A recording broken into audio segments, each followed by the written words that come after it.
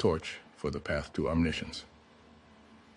A word-by-word commentary on the text of the Longchen Nangtik Preliminary Practices by Chökyi Drakpa. Empty in essence, expansive like space, and free from the limits of conceptual elaboration is the Dharmakaya, with the nature of clarity blazing brightly like the sun and ornamented with the signs and marks, is the Sambhogakaya, the display of compassionate energy manifesting in various ways out of compassion, is the Nirmanakaya. At the feet of the Lama, inseparable from the three kayas, I make heartfelt prostrations, my body, speech, and mind filled with devotion. The rivers of the mind direct sign and oral transmission all come together and converge in Jigme Lingpa. His wisdom mind treasure was the heart essence of Ningtik, and it is to the recited words of its preliminary practices that I now compose this commentary, blessing the speech. Firstly, there is the blessing of the speech. The syllables Om, Ah, and Hum are the essence of the enlightened body, speech and mind. They purify obscurations of speech and bless your own ordinary body, speech and mind. With the enlightened body, speech and mind, upon your tongue, faculty is a bright syllable, Ram, from which arises a fire, consuming all defilements and obscurations of speech. The fire transforms into a three-spoked Vajra of red light.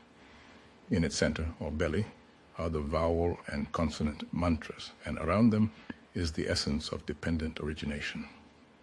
The syllables are like a string of pearls. From them stream out 5 colored rays of light with countless offering substances at their tips to the Buddhas and Bodhisattvas of the 10 directions, thereby pleasing them.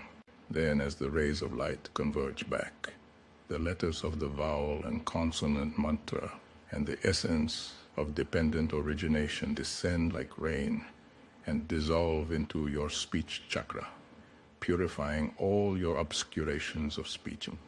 And when through this, all the blessings and siddhis of the Vajra, speech of the Buddhas and Bodhisattvas, are obtained. If you recite the vowel and consonant mantras and the essence of dependent origination 7 times or 3 times at dawn before anything else, it is said that the power of your speech will be multiplied 100 million times. The actual ngöndro. 1. The ordinary preliminaries. Within the actual preliminary practice, there are the ordinary, outer, and extraordinary, inner preliminaries. So the ordinary, outer preliminaries are reflections on the difficulty of gaining the freedoms and endowments, death and impermanence, the karmic principles of cause and effect, the defects of samsara, and how to follow a spiritual teacher. The difficulty of gaining the freedoms and endowments. This first section consists of an invocation of the Master's wisdom mind and recognition of the freedoms and endowments. Invocation of the Master's wisdom mind. Firstly, as you recite, O Lama, care for me, 3 times pray 1 pointedly with an uncontrived faith that is vivid, eager, and confident. Vivid faith comes from thinking of the qualities of the Master and the 3 jewels. It is a very vivid and joyful state, similar to the way a small child feels when seeing its mother. Eager faith is the eager wish to abandon negative actions, having reflected on their faults, and the eager wish to undertake positive actions, having considered the benefits they bring. It is similar to the yearning that someone suffering from extreme thirst has for water. Confident faith is a confidence in the qualities of the Master and the 3 jewels, which cannot be shaken by temporary circumstances or events, and a trust in the laws of cause and effect, strong enough to survive the worst kind of circumstances, such as illness. This is the kind of a faith one should have. If you don't have this kind of faith, and you just mouth the words, O Lama, and call out, you won't receive any blessings. It says in the sutras, the pure Dharma will not arise in those without faith, just as fresh shoots will not grow from burnt seeds. So giving an example to illustrate this kind of faith, the text says, the blossoming lotus of devotion at the center of my heart. And when you go to sleep at night, consider that the Lama descends from the top of your head to your heart, and then fall asleep with your mind indivisibly united with the Master's wisdom mind. Then as soon as you get up early in the morning, recite, "O Lama, care for me," 3 times, with the 3 kinds of faith described above. Like a lotus flower blossoming in the sunlight, the 8-petaled lotus at your heart unfurls its petals through the strength of your faith. Pray to your only constant refuge in this life and the next, your Lama, whose supreme compassion for you is such that he rises out of the state of great bliss and simplicity of the Dharmakaya in his form body. Pray with these words: "Please look upon me with compassion. I've accumulated negative karma and harmful actions in the past, and now, as a result, I am plagued by turbulent emotions, which are so strong that I suffer terrible misfortune in my Dharma practice that hinders my progress on the path. To protect me from the enemy of disturbing emotions, rise up through the central channel to the space above the chakra of great bliss at the crown of my head, upon a lotus and sun and moon disc seats. Remain there as the jewel ornament and lord of my Buddha family until I attain enlightenment, I pray." The method for guarding the mind from the disturbing emotions is described in the Bodhicariyavatara. If, with the rope of mindfulness, you bind firm the elephant of the mind, you will let go of every fear and find virtue close at hand. Your mind is like an elephant or a wild horse. The mindfulness of focusing on virtuous states of mind like faith or devotion is like a rope or a tethering post, and the awareness, which discerns whether or not mind remains in that virtuous state, is like a shepherd. So, as a guard to ensure that you are never distracted from mindfulness and awareness, you invoke the Lama by praying, "Rise up out of compassion from the expanse of the Dharmakaya, so that my mind does not become distracted from what is virtuous.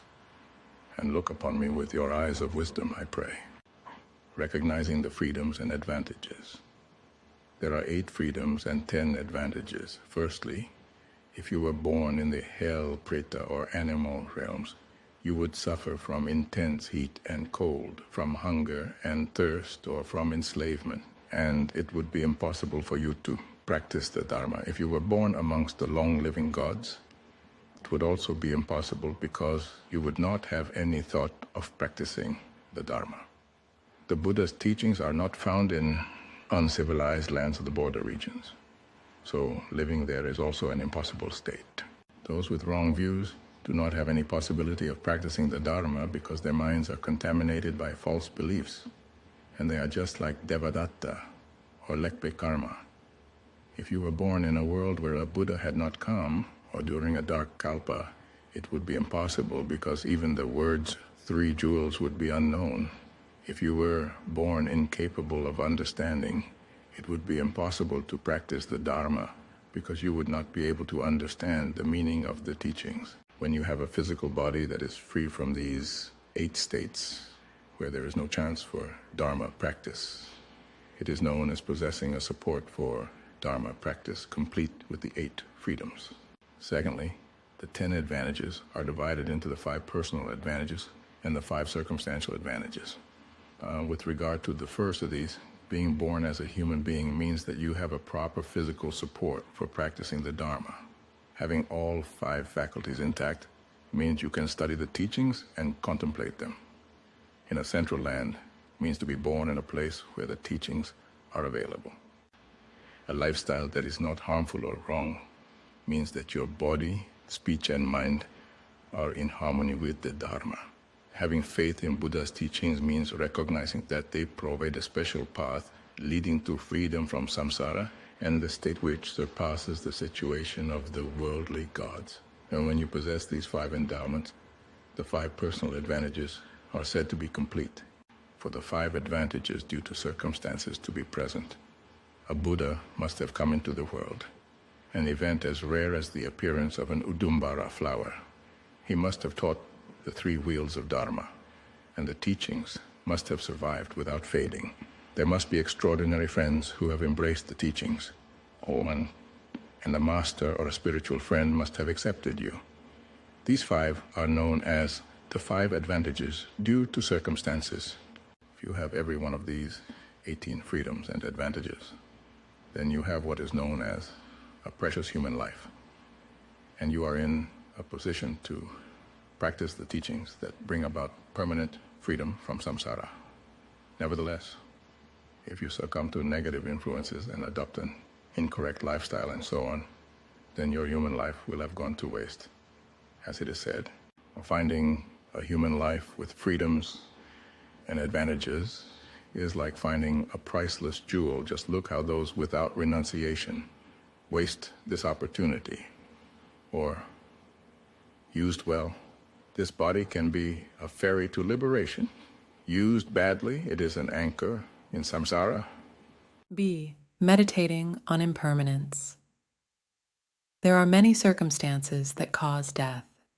It is possible to die from an attack of epilepsy after becoming bedridden with a chronic terminal disease, from food poisoning, from falling from a precipice, or from being attacked with weapons. It is uncertain when death will come. Life is as precarious as a candle fluttering in the wind, or a tiny bird perched on the branch of a tree. There is no telling if, having gone to sleep at night, you will wake up the following morning. You are alive now, yet it is uncertain whether or not you will still be alive in a year's time. Having left this life behind, you will have to go on to yet another realm of existence. So pray, O Guru Rinpoche, from this day forward, turn my mind towards the practice, care for me, and see that my practice does not stray onto the wrong paths, such as practicing merely to avert sicknesses and demons in this life, or to gain food and clothing. Keep me from falling into the inferior attitude of seeking liberation from samsara for myself alone, leaving all my past mothers behind.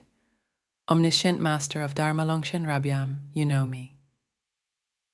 Compassionate Root Lama, you who are one with the precious Master Guru Rinpoche, Longchen Rabjam, and Rigdzin Jigme Lingpa, care for me. If you do not seize the opportunity to practice the Dharma offered by this present situation, having obtained all the freedoms and advantages, then in future lives you will not find such a perfect physical basis for attaining liberation from samsara.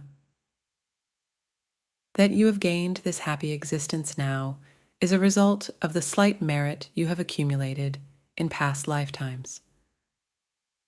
If you do not practice virtue in your present situation and instead accumulate only harmful actions, then once the merit from past lives that provided this physical basis is spent, after death you will wander as a being in the lower realms. Once you are born in such an unhappy state, you will not know good from bad, and you will never even hear the sound of Dharma. You will not meet a spiritual friend. You will be just like a blind person left alone in the middle of a vast desert. What a terrible disaster. What a tragedy. Sentient beings in the hell realms are as numerous as atoms in the earth. Hungry ghosts are as numerous as grains of sand on a riverbank. Animals are as numerous as grains in a barrel of chang. If you think of the numbers and kinds of beings in the lower realms, you will realize just how slim is the chance of gaining a human body. In comparison to other beings, humans are as numerous as the particles of dust on your fingernail. And even among human beings, those people whose behavior is harmful and contrary to the Dharma are like stars in the night sky, whereas those who really act according to the Dharma are as rare as stars in broad daylight. Reflecting on this, pray, O Guru Rinpoche, turn my mind towards the practice, care for me. Omniscient Masters Longchenpa and Jigme Lingpa, keep me from straying onto the wrong paths. Compassionate Lama, you who are one with them, care for me. Since practitioners of virtue are so scarce, to obtain a human body is like arriving at an island of jewels. To attain such a promising basis as this, complete with all the freedoms and endowments, and then use it only to amass negative deeds, would be like a merchant landing on an island of precious jewels and then returning empty-handed. With such a fickle and impetuous mind, you will not have any foundation for attaining liberation from samsara, and your body will only help you to create further suffering. It is especially important not to fall prey to the 8 incidental circumstances that make Dharma impossible, or the 8 impossible states where mind cuts us off from the Dharma. Firstly, to be misled by corrupting influences, which means meeting teachers who do not act according to the Dharma. Then, despite your occasional desire to practice Dharma, you may be prevented from doing so by your conflicting emotions when the 5 poisons are raging inside your mind and you are swept away by their strength. Or whilst practicing, negative karma may overtake you and ripen as negative circumstances. If you don't know how to integrate these into the path, then they will become obstacles. You may wish to put the teachings into practice, but if you lack diligence, you will be distracted by laziness. In some cases, you may have an interest in the teachings, whilst being a slave under someone else's control. There are also those who merely appear to be engaged in the path and just pretend to practice for the sake of gaining food and clothing, or as a cure for illness or harmful spirits, or out of fear of punishment. This is like putting donkey meat into a container and passing it off as quality venison or camel meat. Although your attitude conflicts with the teachings, you act like a practitioner in the company of others in the hope of gaining some respect or reward. Being chronically senseless and stupid means not feeling any enthusiasm when learning of the qualities and benefits of positive actions, and not fearing the consequences of negative actions, having been influenced by negative friends. These are the 8 incidental circumstances that make Dharma impossible. Then there is the second set of 8.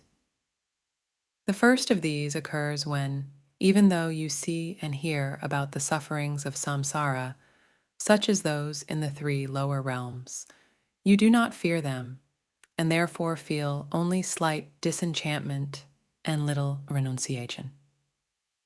It is said that faith or devotion is like a precious wheel, which rolls along the path of virtue day and night. And faith is the most important among the 7 nobly riches. Yet there is a state in which you lack the jewel of devotion for the teachings and for the master. There is also a state in which you are caught in the bonds of worldly ties and cravings for wealth, possessions, and friends. In another state, you might have a negative character just like black coal that cannot be made clean, and engage constantly in crude, degenerate behavior, incurable like a poisonous snake. Having never pacified your body, speech, and mind, you may never hold back from negative, harmful actions that conflict with the teachings. Or owing to your lack of even the slightest real interest, you may not have even a hint of a virtuous mind, just like an animal gazing at a temple. You might be left with your pratimoksha and bodhisattva vows all broken, or your samaya commitments of the secret mantrayana torn to shreds through having disparaged the master, and so on. These are the 8 impossible states where mind cuts us off from the Dharma. Pray as follows. When these 16 impossible states come upon me, menacing my Dharma practice, O Guru Rinpoche, turn my mind towards the practice, care for me. Omniscient masters, Longchenpa and Jigme Lingpa, Keep me from straying onto the wrong paths. Compassionate Lama, you who are one with them, care for me. You must rid yourself of such adverse circumstances, because once you have fallen into any of these impossible states, you will not have the chance to practice Dharma purely and authentically. At this present moment, your body is not ravaged by sickness, and your mind is free from pain, nor are you like a slave under someone else's control. So now that you have this perfect, auspicious quality of total independence, if you waste the freedom and advantages of this human life through your own indolence or laziness and distraction, then there is no need to mention that you will be separated from your companions, possessions, relatives, and loved ones when you die. Even this body you hold so dear, which is like the house of consciousness, will be carried out alone from its bed and taken to some desolate spot to be torn to pieces by foxes, vultures, dogs, and so on. When that happens, your consciousness will be swept through the bardo realm like a feather blown about in the wind, and there will be nothing but terror in store for you. So you should pray, in order to protect me from these fears, from this day on, O Guru Rinpoche, turn my mind towards the Dharma, care for me. Omniscient Masters, Longchenpa, and Jigme Lingpa, keep me from straying onto the wrong paths. Compassionate Lama, you who are one with them, care for me. The sutras say, those who are lazy and lack diligence may live for 100 years, but it would be just as well to live for a few days, having constant diligence. And the precious treasury of essential instructions, Mengak Rinpoche Dzo, says, don't give away this human body with its freedoms and endowments to the enemy of food and clothing. Don't give away this altruistic mind of bodhicitta to the enemy of lesser vehicles. Don't give away the jewel-like nature of mind to the enemy of delusion. Don't give away the two-wish, fulfilling accumulations to the enemy of this present life. Don't give away the practice of compassion to the enemy of laziness. And don't give away the mean of fervent devotion to the enemy of wrong views. This is exactly how you should practice. See, karma, cause and effect. The results of beneficial and harmful actions will follow me. This means the various individual experiences of pleasure and pain undergone by beings in the 6 classes occur purely as a result of their own positive and negative actions. The Sutra of 100 Actions says, it is the variety of actions which creates the variety of beings, and the Sutra of Advice to the King, Rajavavadaka Sutra, says, when his time has come, even a king has to die, and neither his friends nor his wealth can follow him. So for us, wherever we stay, wherever we go, karma follows us like a shadow. Although the results of our actions do not manifest immediately, they never go to waste. The Sutra of 100 Actions says, the actions of beings never go to waste, even in 100 aeons. They are accumulated, and once the time comes, the result will come to fruition. Even tiny negative actions should be avoided. The Sutra of the Wise and Foolish says, do not disregard small misdeeds, thinking they are harmless, because even tiny sparks of flame can set fire to a mountain of hay. Once, during the era of the Buddha Kashyapa's teachings, there was a monk called Shebu Kapila who teased the other monks by calling them names such as Horsehead. Altogether, he called them by 18 such names. It is said that later, during the time of Buddha Shakyamuni, he was reborn as a fish-like sea monster with 18 heads. It is also said that a monk who compared another monk to a monkey was reborn as a monkey for 500 lifetimes. And there are countless other examples which could be mentioned. The great Bodhisattva Shantideva said, if a single moment's negativity can lead to an aeon in the Avicii hell, then with all our harmful acts accumulated in samsara without beginning, what chance is there of going to the higher realms? The Sutra of the Wise and Foolish also states, "Do not disregard small positive acts either, thinking they are without benefit, because even tiny drops of water will eventually fill a large container." In the past, when the king Mandata was a beggar, he threw a handful of peas to Buddhaksantashārana. 4 fell into the Buddha's alms bowl, and 2 struck his heart. As a result, he reigned as ruler over the 4 continents for 80,000 years, then became ruler in the heaven of the 4 great kings for 80,000 years, and finally ruled the kingdom of Indra for half as long. Then there was the beggar woman who offered a bowl of water to a Shravaka disciple of Buddha Shakyamuni and was reborn in the heaven of the 33. It is also said that if an animal hears the name of a Buddha once, they will escape the lower realms and be reborn in the higher states of existence. The benefits of positive actions are inconceivable. The Treasury of Essential Instructions says, "Listen to the words of the Master, the most cherished instructions. Study the words of the Victorious One, and put your trust in them. By day and by night, dedicate your virtue and limit your misdeeds. Reflect on how the interdependence of cause and effect will determine your future. Relinquish your attachment to the body and possessions you hold so dear, and apply the points of the Tantras, Agamas, and Upadeshas to your mind. Take this to heart." D. The defects of samsara. Basically, wherever you are born within samsara, whether it is in the higher realms or the lower ones, you will only ever be tormented by the 3 kinds of suffering. In particular, if you are born in the hell realms as a result of the karma of accumulating harmful actions, in the 8 hot hells, the entire floor beneath your feet will be of burning iron. In the first, the reviving hell, whatever you see turns into an enemy who attacks you with weapons. Your head and body are hacked to pieces, and you experience the suffering of dying and being revived time and again. The lifespan of beings in this realm is described in the application of Mindfulness Sutra.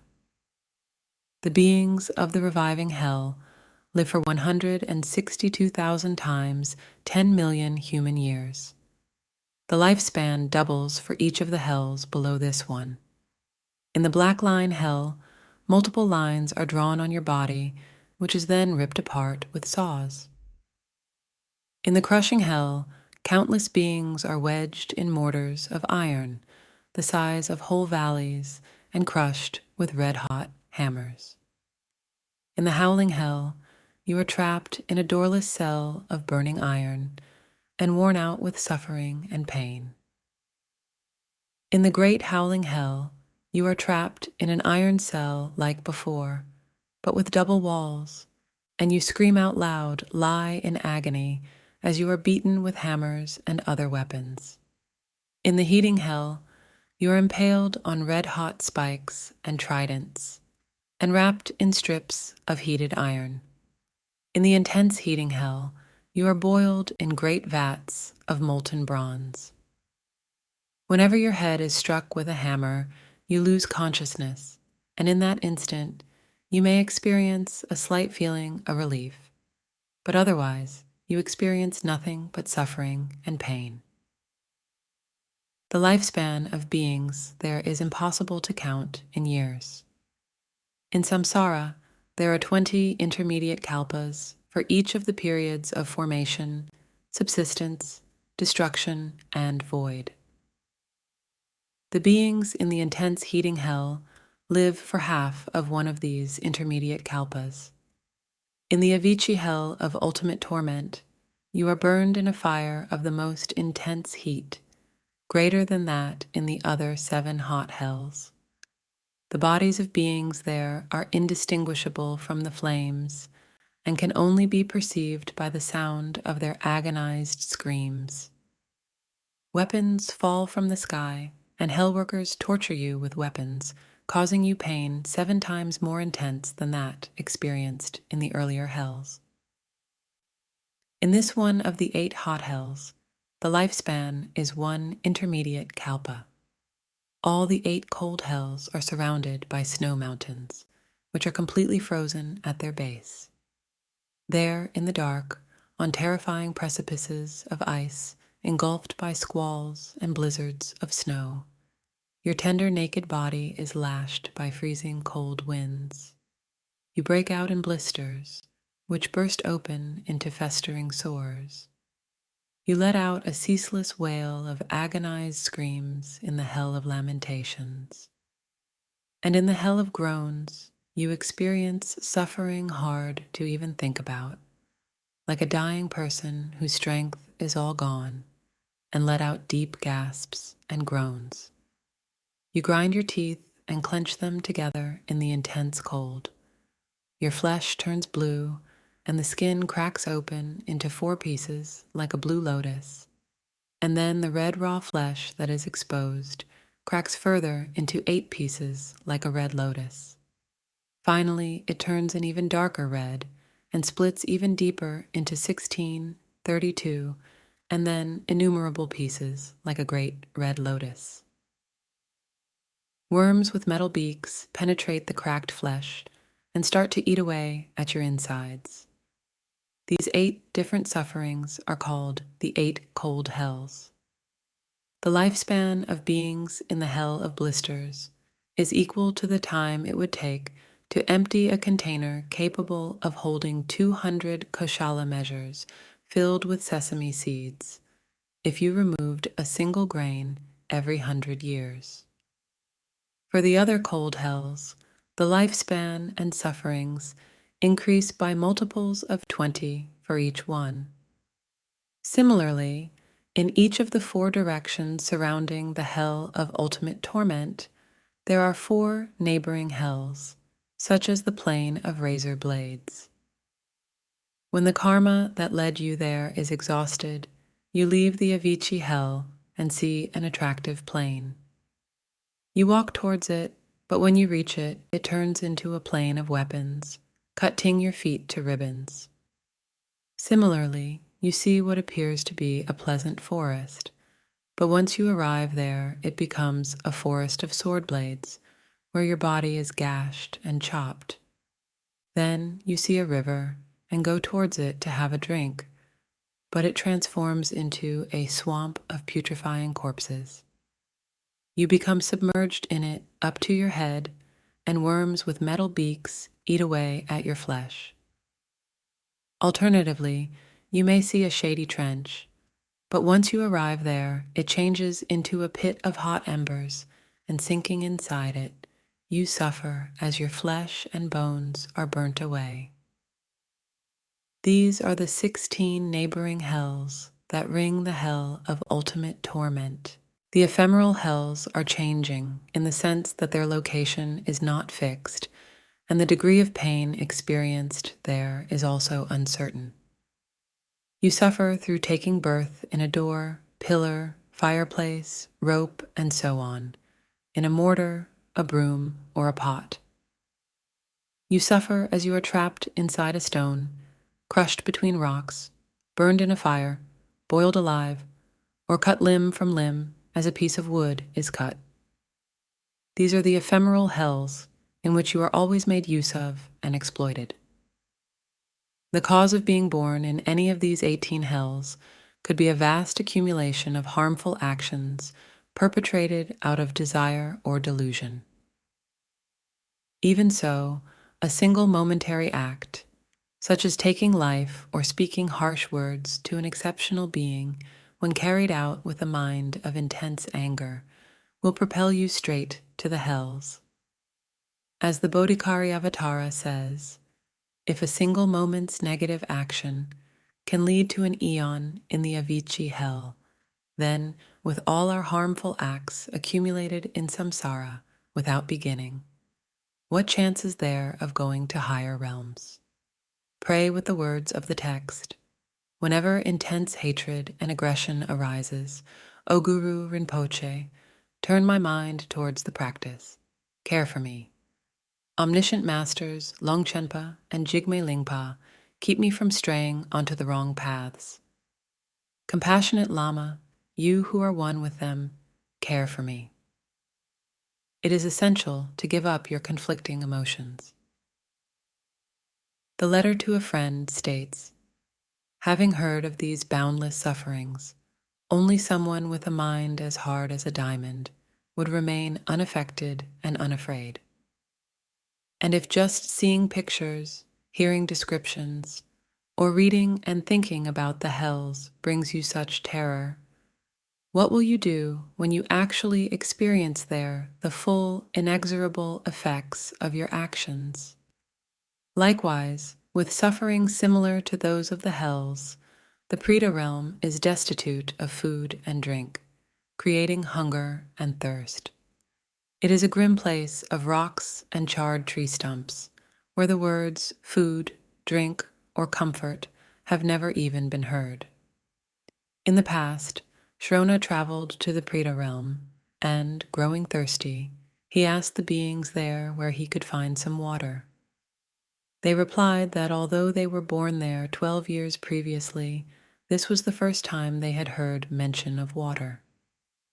Since these Pretas do not find anything to eat or drink for months and years on end, their bodies are emaciated like skeletons, and they lack even the strength to stand. There are 3 different kinds of suffering they experience. Firstly, those with external obscurations will go for many months and years without even hearing any mention of food or water.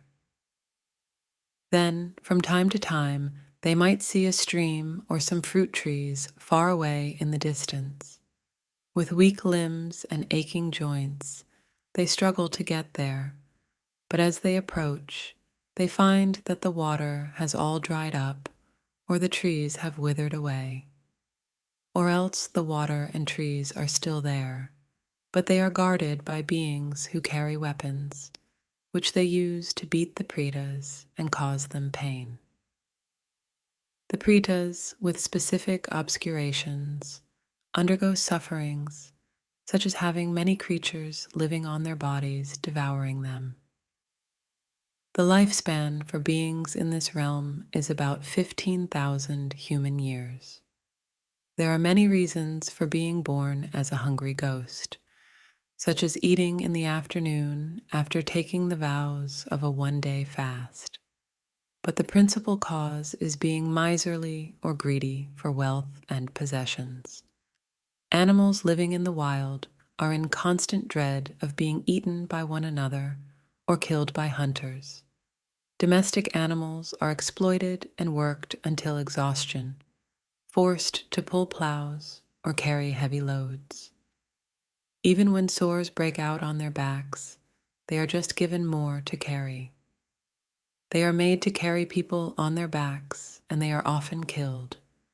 Bewildered as to what to do or not to do, they have no idea how to practice virtue and only amass negative actions, so they are oppressed by limitless suffering and lack any means of escaping from samsara. The seed or cause for being born in such a state is wandering into the darkness of stubborn stupidity, and thereby failing to undertake virtue and refrain from non-virtue. So pray as follows. From this day forwards, O Guru Rinpoche, turn my mind towards the practice, care for me. Omniscient masters, Longshenpa and Jigme Lingpa, keep me from straying onto the wrong paths. Compassionate Lama, you who are one with them, care for me. Therefore, we must practice virtue and give up negative actions. Even in the higher realms of the gods and human beings, there is no real happiness. As the application of mindfulness sutra says, there is never any joy in samsara. not even the tip of a needle's worth. And the Lord Maitreya said, "There is no joy among the 5 classes of beings, just as there can be no pleasant fragrance in a cesspit."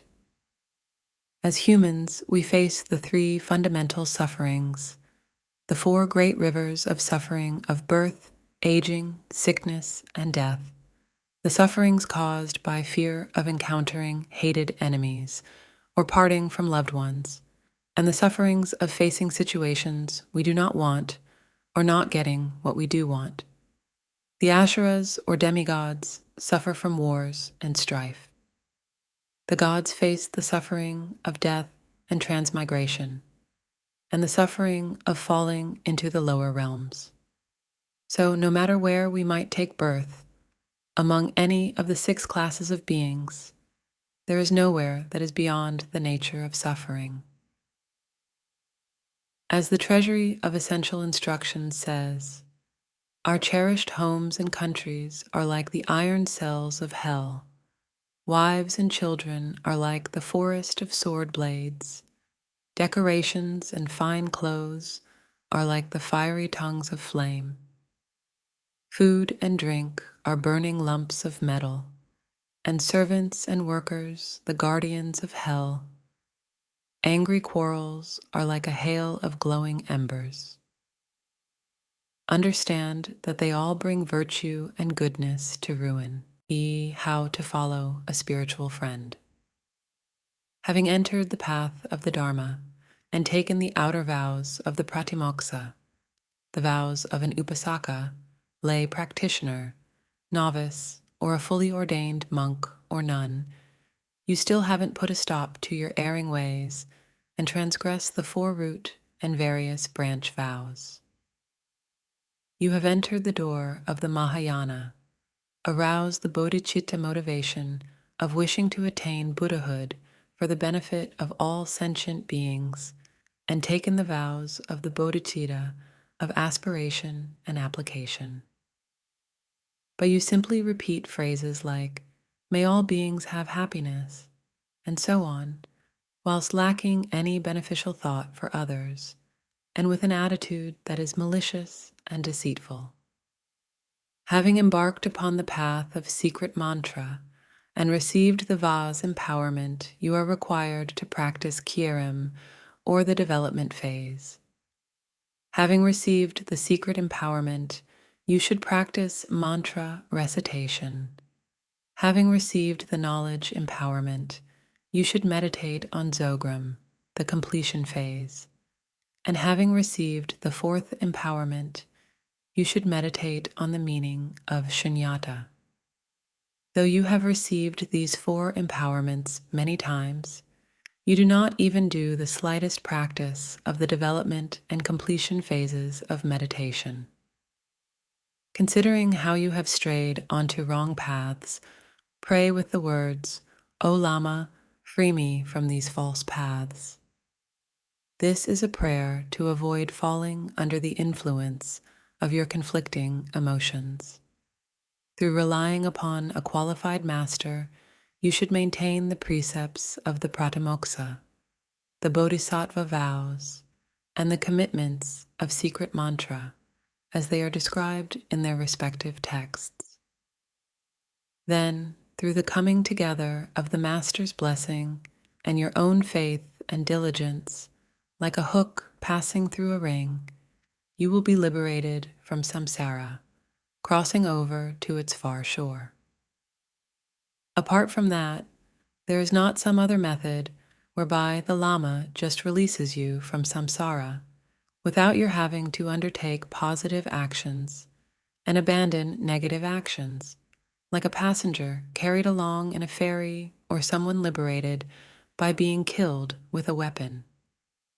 If this were the case, then since the Buddhas love all sentient beings equally as their very own children, they would liberate all limitless beings in an instant, without leaving a single one behind in samsara. There was not the slightest hair's breadth of a difference between the love Buddha Shakyamuni felt for Devadatta and the love he felt for Rahula. If his compassion and blessings alone could have liberated them, it would have been impossible for Devadatta to fall into the hells. So it is very important that you take the words of the Buddha and your master to heart and put them into practice just as they have taught. As our teacher said, I have shown you the path to liberation, but liberation depends on you alone. So practice with diligence. And Santideva said, countless Buddhas, working for beings' benefit, have already come and gone.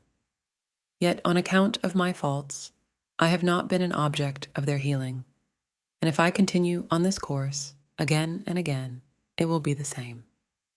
Although you have not realized the view of shunyata, you act recklessly as if you were master of crazy wisdom and disregard the law of cause and effect. Though you are distracted in your meditation and lack the qualities described in the scriptures, you allow yourself to remain stuck in concepts and proudly refuse to follow a qualified teacher.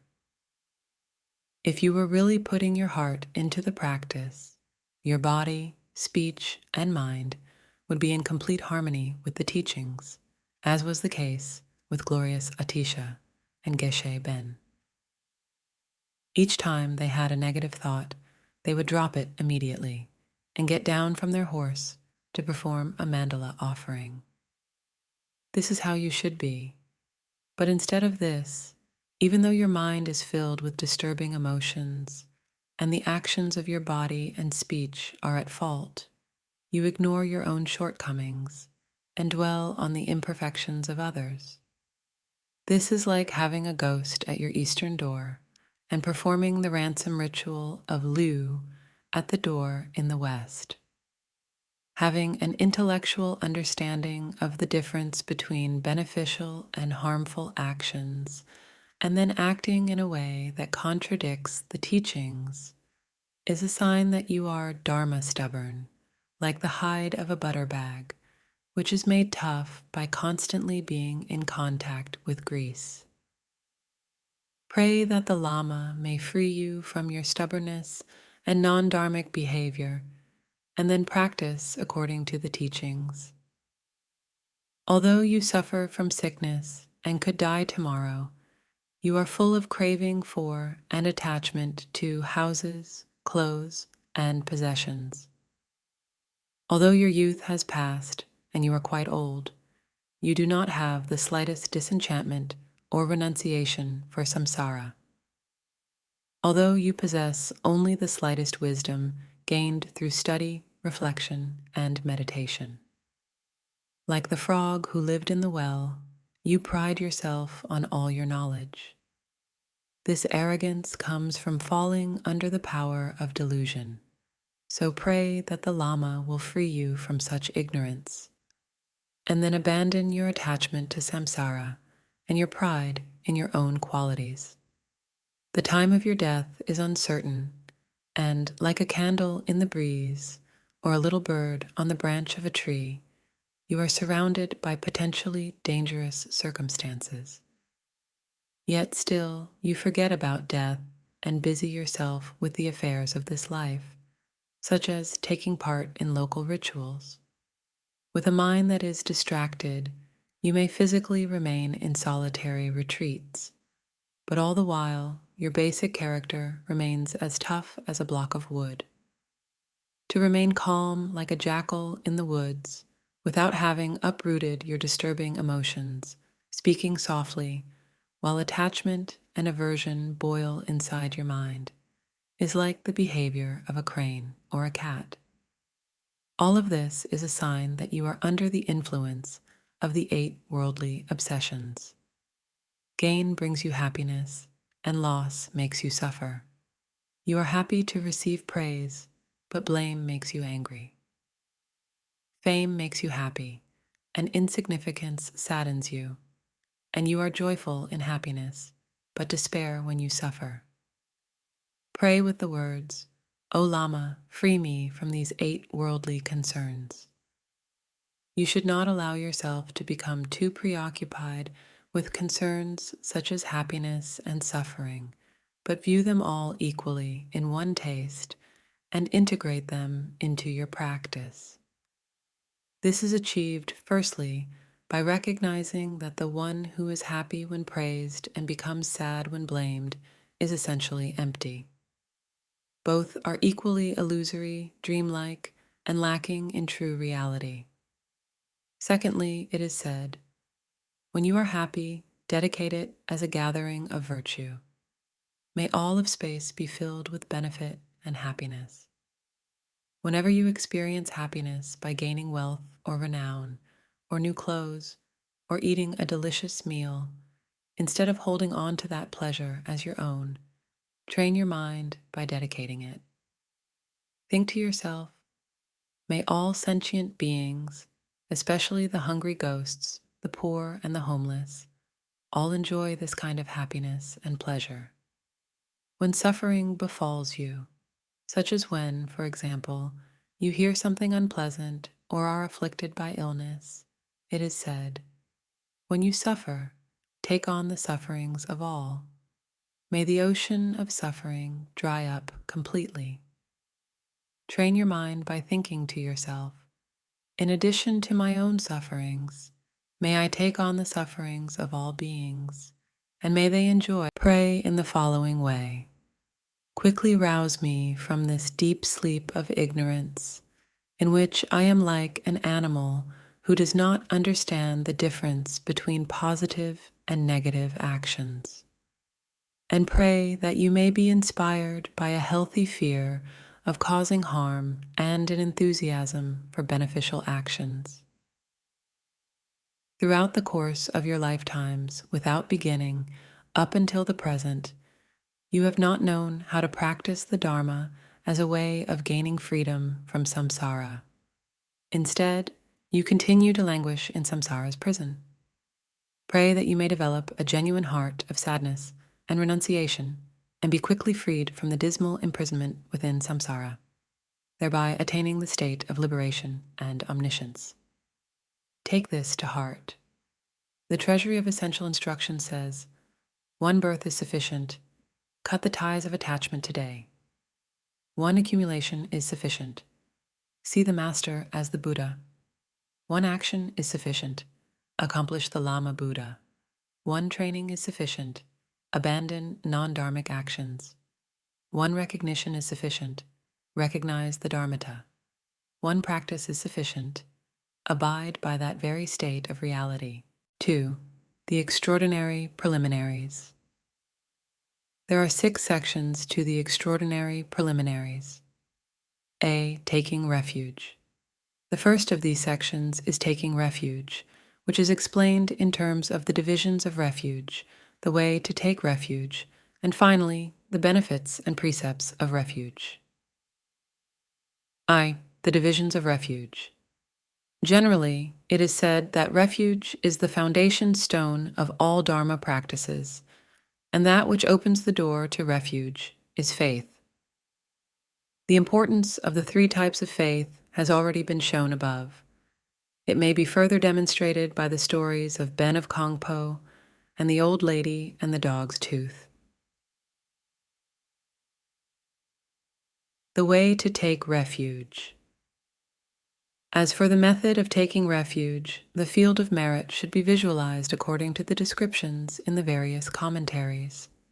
Then, the Buddha, Dharma, and Sangha are supreme among all that is rare, like a priceless jewel. They constitute the outer refuge. The real essence or embodiment of these 3 is the Sugata, the Buddha, as the sublime continuum, Gyu Lama, says. The single refuge is the Buddha. The 3 roots are the Lama, Yidam, and Ngöndro, the inner refuge of the secret Mantrayana.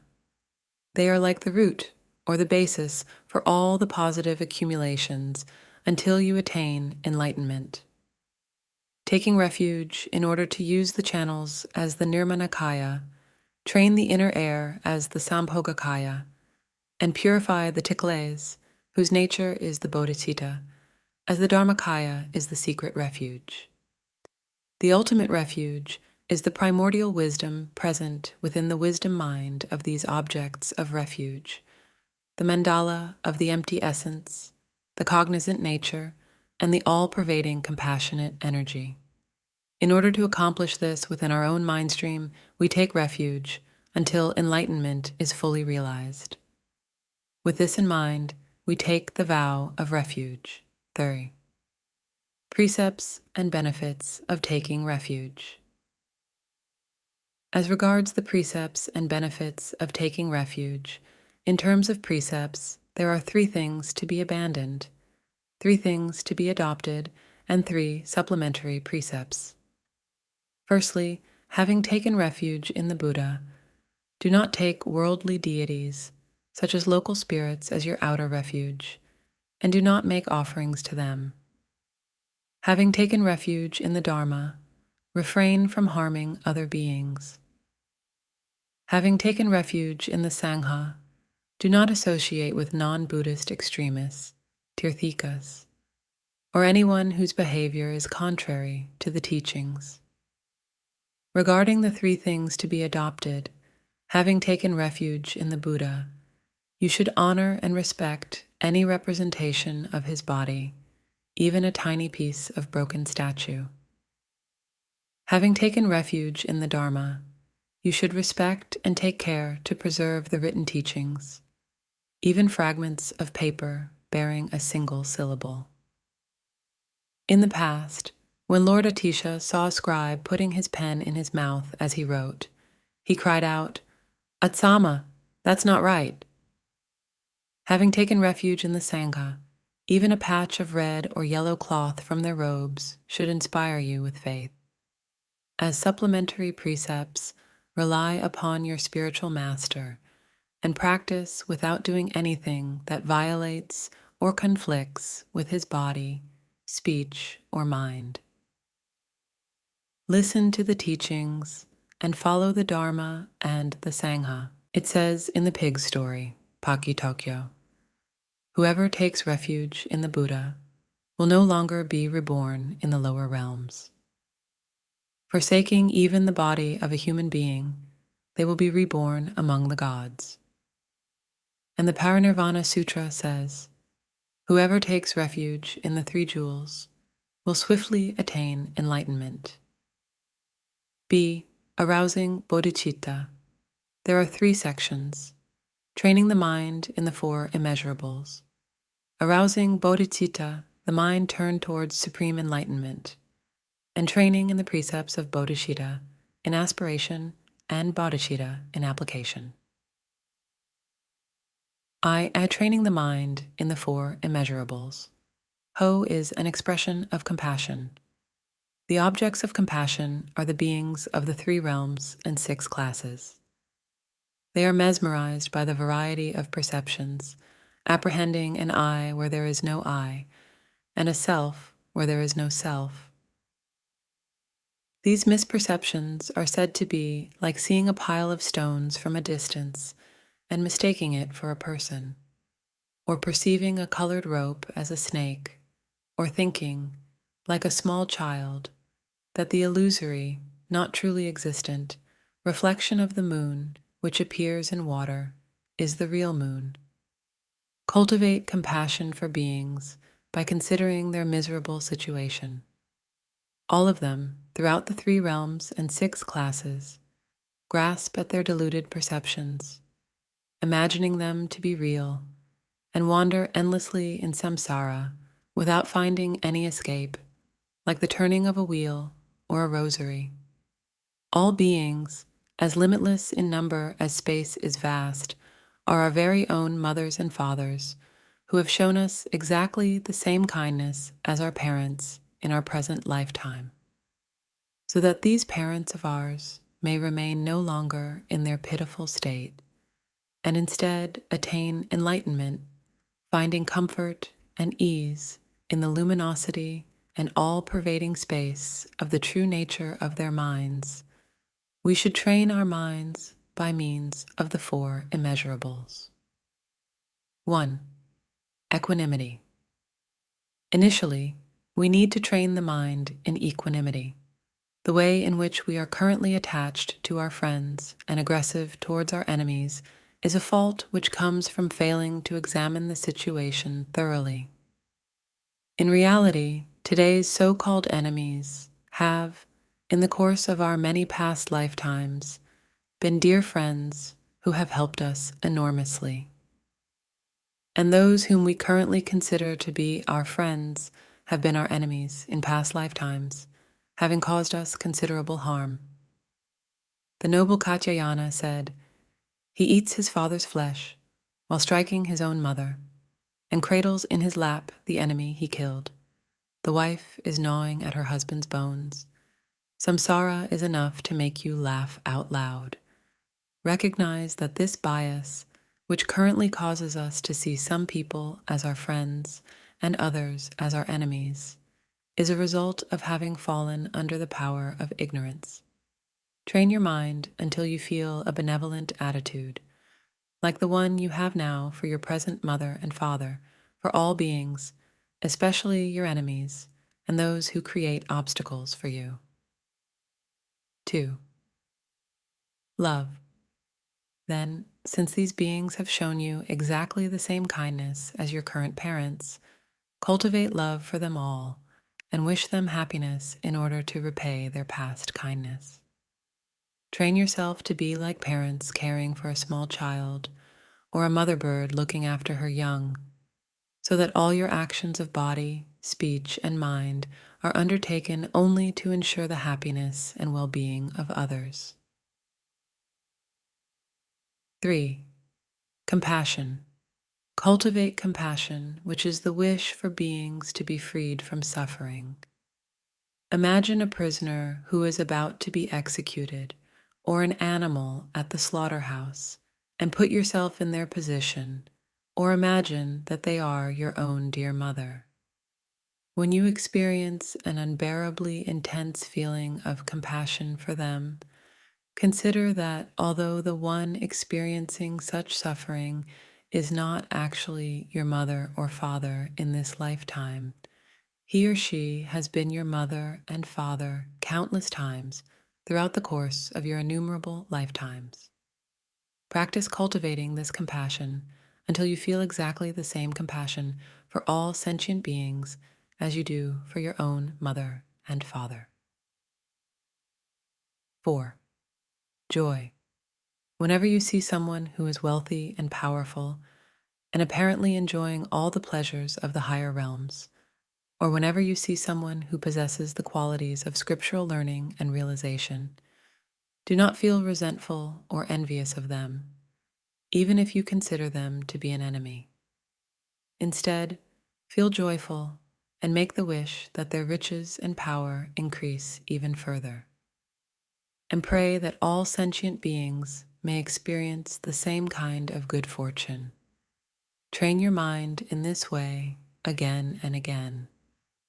If, when you practice training the mind in these 4 immeasurables, you proceed gradually, first considering your own parents, then including your friends and relatives, and finally extending the practice to your enemies, you will come to feel the same love and compassion for your enemies as for your parents. This is the measure of your mind training, arousing bodhicitta. As for the actual practice of arousing bodhicitta, whilst in a state that is mindful and aware of these points of training the mind in the 4 immeasurables, visualize the field of merit in front of you, just as you did in the refugee practice, which then becomes the witness to your arousing of bodhicitta. The bodhicitta of wishing to attain enlightenment for the benefit of all sentient beings is pledging yourself to the goal. This is the bodhicitta of aspiration, which is like making a wish to go to Lhasa, for example, vowing that until you attain enlightenment, you will practice the 6 perfections, such as generosity, and strive with effort until samsara is completely empty, is pledging yourself to the cause. This is the bodhicitta of application, which is like making the actual journey to Lhasa, up until your eventual arrival there. The Bodhicharyavatara says, understand that, briefly put, bodhicitta has two aspects.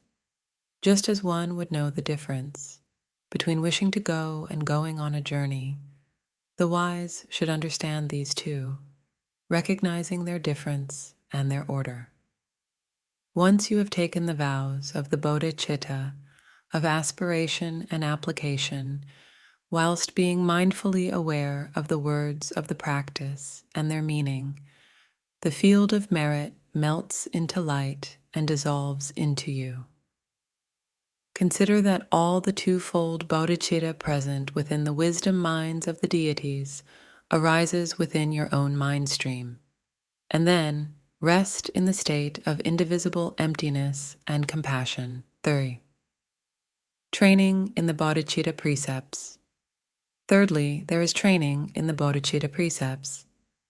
This includes, in the context of the bodhicitta of aspiration, meditations on equalizing self and others, exchanging self and others, and considering others as more important than yourself.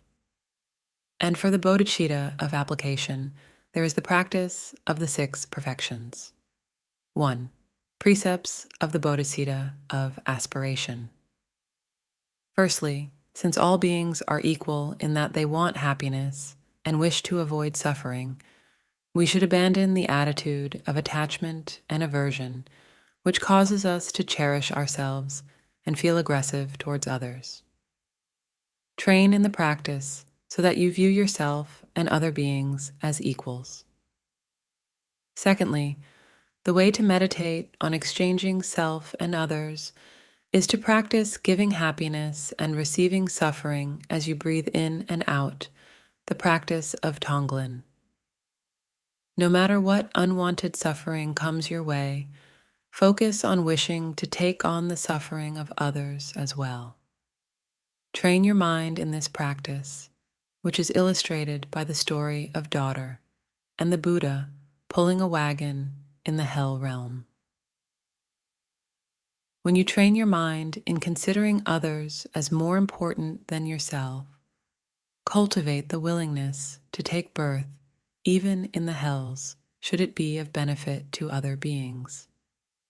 This is illustrated by the stories of Atisha's teachers, Maitriyogi and Dharmaraksita, the Bodhisattva Metok Dadze, and the Buddha in his earlier rebirths.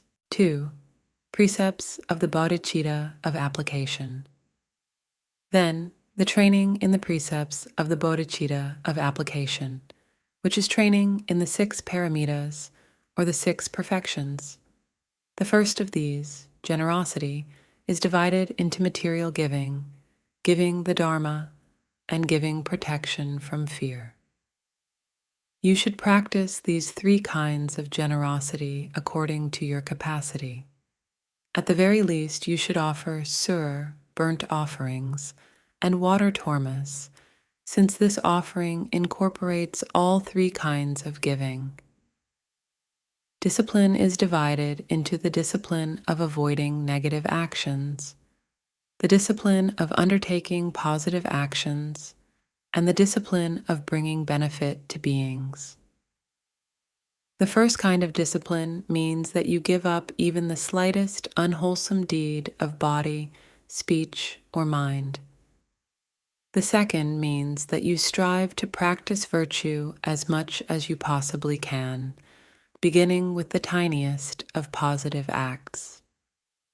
Be sure to embrace these acts with the proper preparation, main part, and conclusion. Thirdly, bringing benefit to beings means working for the welfare of others through the 4 ways of attracting disciples. Once the time has come for you to do so, and when you are free from any selfish motivation. For beginners, it is most important to train the mind in the first 2 types of discipline with the bodhicitta motivation of wishing to benefit others. Patience consists of being patient when wronged, the patience to bear hardships for the Dharma, and the patience to bear the profound truth without fear. Diligence is divided into armor-like diligence, diligence in action, which means exerting yourself to practice the Dharma and fearing laziness with as much energy as someone who discovers a poisonous snake in his or her lap. And insatiable diligence. Insatiable diligence is never being satisfied by a little or a few months or even a few years of virtuous practice, and instead exerting yourself to practice throughout your entire life. Meditative concentration includes the childish concentration of those who practice in isolation, away from distractions and busyness, but are attached to the experiences of bliss, clarity, and absence of thought. There is also the clearly discerning concentration in which emptiness is clung to as an antidote, and the concept-free samadhi of intrinsic reality, which is known as the concentration delighting the Tathagatas. These should be practiced successively in stages. Sixth is the paramita of wisdom. Through the wisdom that comes from hearing, you are able to recognize the disturbing emotions. Then, through the wisdom that comes from reflection, you are able to overcome the disturbing emotions temporarily. And finally, through the wisdom that comes through meditation, you conquer completely the enemy of negative emotions and obtain the confidence of knowing inexpressible and inconceivable reality with the wisdom of discriminating awareness. If you fail to arouse this altruistic attitude of bodhicitta in your mind, then, however much you might act virtuously and avoid negativity for your own sake, you will not become enlightened. The Bodhicariavatara says, "What need is there to say more? The childish work for their own benefit, the Buddha's work for the benefit of others. Just look at the difference between them. See meditation and recitation of Vajrasattva." In the practice of Vajrasattva, the 4 powers must be complete. The first of the 4 powers is the power of support. AH signifies the unborn nature. Reflect on how all phenomena included within your ordinary dualistic perception are empty, devoid of self and sky-like. From that state, the essence of which is clear and spacious, generate compassion for all those who have not realized this themselves. And then, with the wish to attain enlightenment for the benefit of all beings, visualize yourself in your ordinary form. Consider that about 18 inches above your head is a white lotus.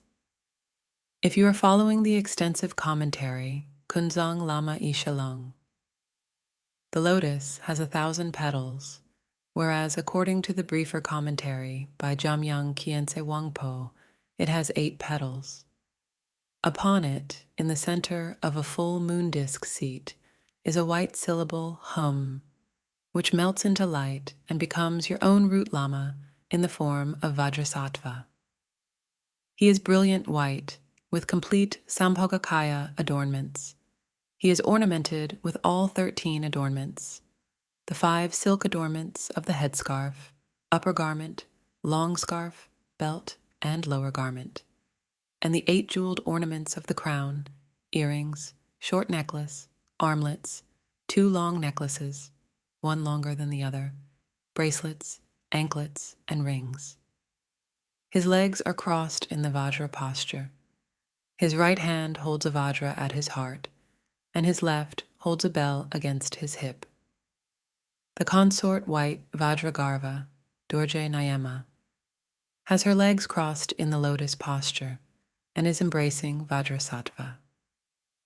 Consider that their bodies appear vividly and distinctly, yet lack any true reality, just like reflections in a mirror. Then, understanding that it is through relying on you, Lama Vajrasattva, and taking you as a refuge and support with one-pointed faith that all our negative actions will be purified. we pray, take care of me and all other beings. Look after us. Purify all our negative actions and obscurations. Pray like this with such intense devotion that tears come to your eyes. The second power is the power of regret. Consider how, throughout all your lifetimes, throughout beginningless time until now, you have accumulated negative actions with your body, speech, and mind. And even in this life, you have committed intrinsically negative acts, such as the 10 non-virtues, and prescribed negative acts, which are all the transgressions of the Pradimoksha, Bodhisattva, and Mantrayana vows. With the deepest regret, like somebody who has swallowed poison, you should acknowledge all your negative acts without concealing anything and without hiding anything. Without any thought of keeping your negative actions secret, openly confess them, saying to yourself, I committed this negative action. I acted wrongly in this way. I did this and that. Just as in society, if we are guilty of a crime such as manslaughter, we are made to express our regret and then pay compensation here too, we should confess our negative actions of the past and then vow not to repeat them. The third power is the power of resolve, or the power of turning away from faults and misconduct. In the past, you have accumulated all kinds of negative actions out of ignorance, disrespect, recklessness, and turbulent emotions. But now, through the kindness of your spiritual master, you understand the gains and losses incurred as a result of positive and negative actions. So from now on, even if your life is at stake, vow to refrain from harmful actions. The fourth power is the power of action as an antidote. Even though any virtuous action will function as an antidote to our negativity, in this practice, we concentrate on visualizing the deity and reciting the mantra. So the text says, there are 25 branch samayas. Firstly, there are the 5 to be recognized, the 5 aggregates, the 5 elements, the 5 faculties, the 5 consciousnesses, and the 5 objects. They should be recognized as the mandala of deities of the 3 seats. Once they have been understood, there are the 5 to be accomplished, the Vajra family, Ratna family, Padma family, Karma family, and Tathagata family.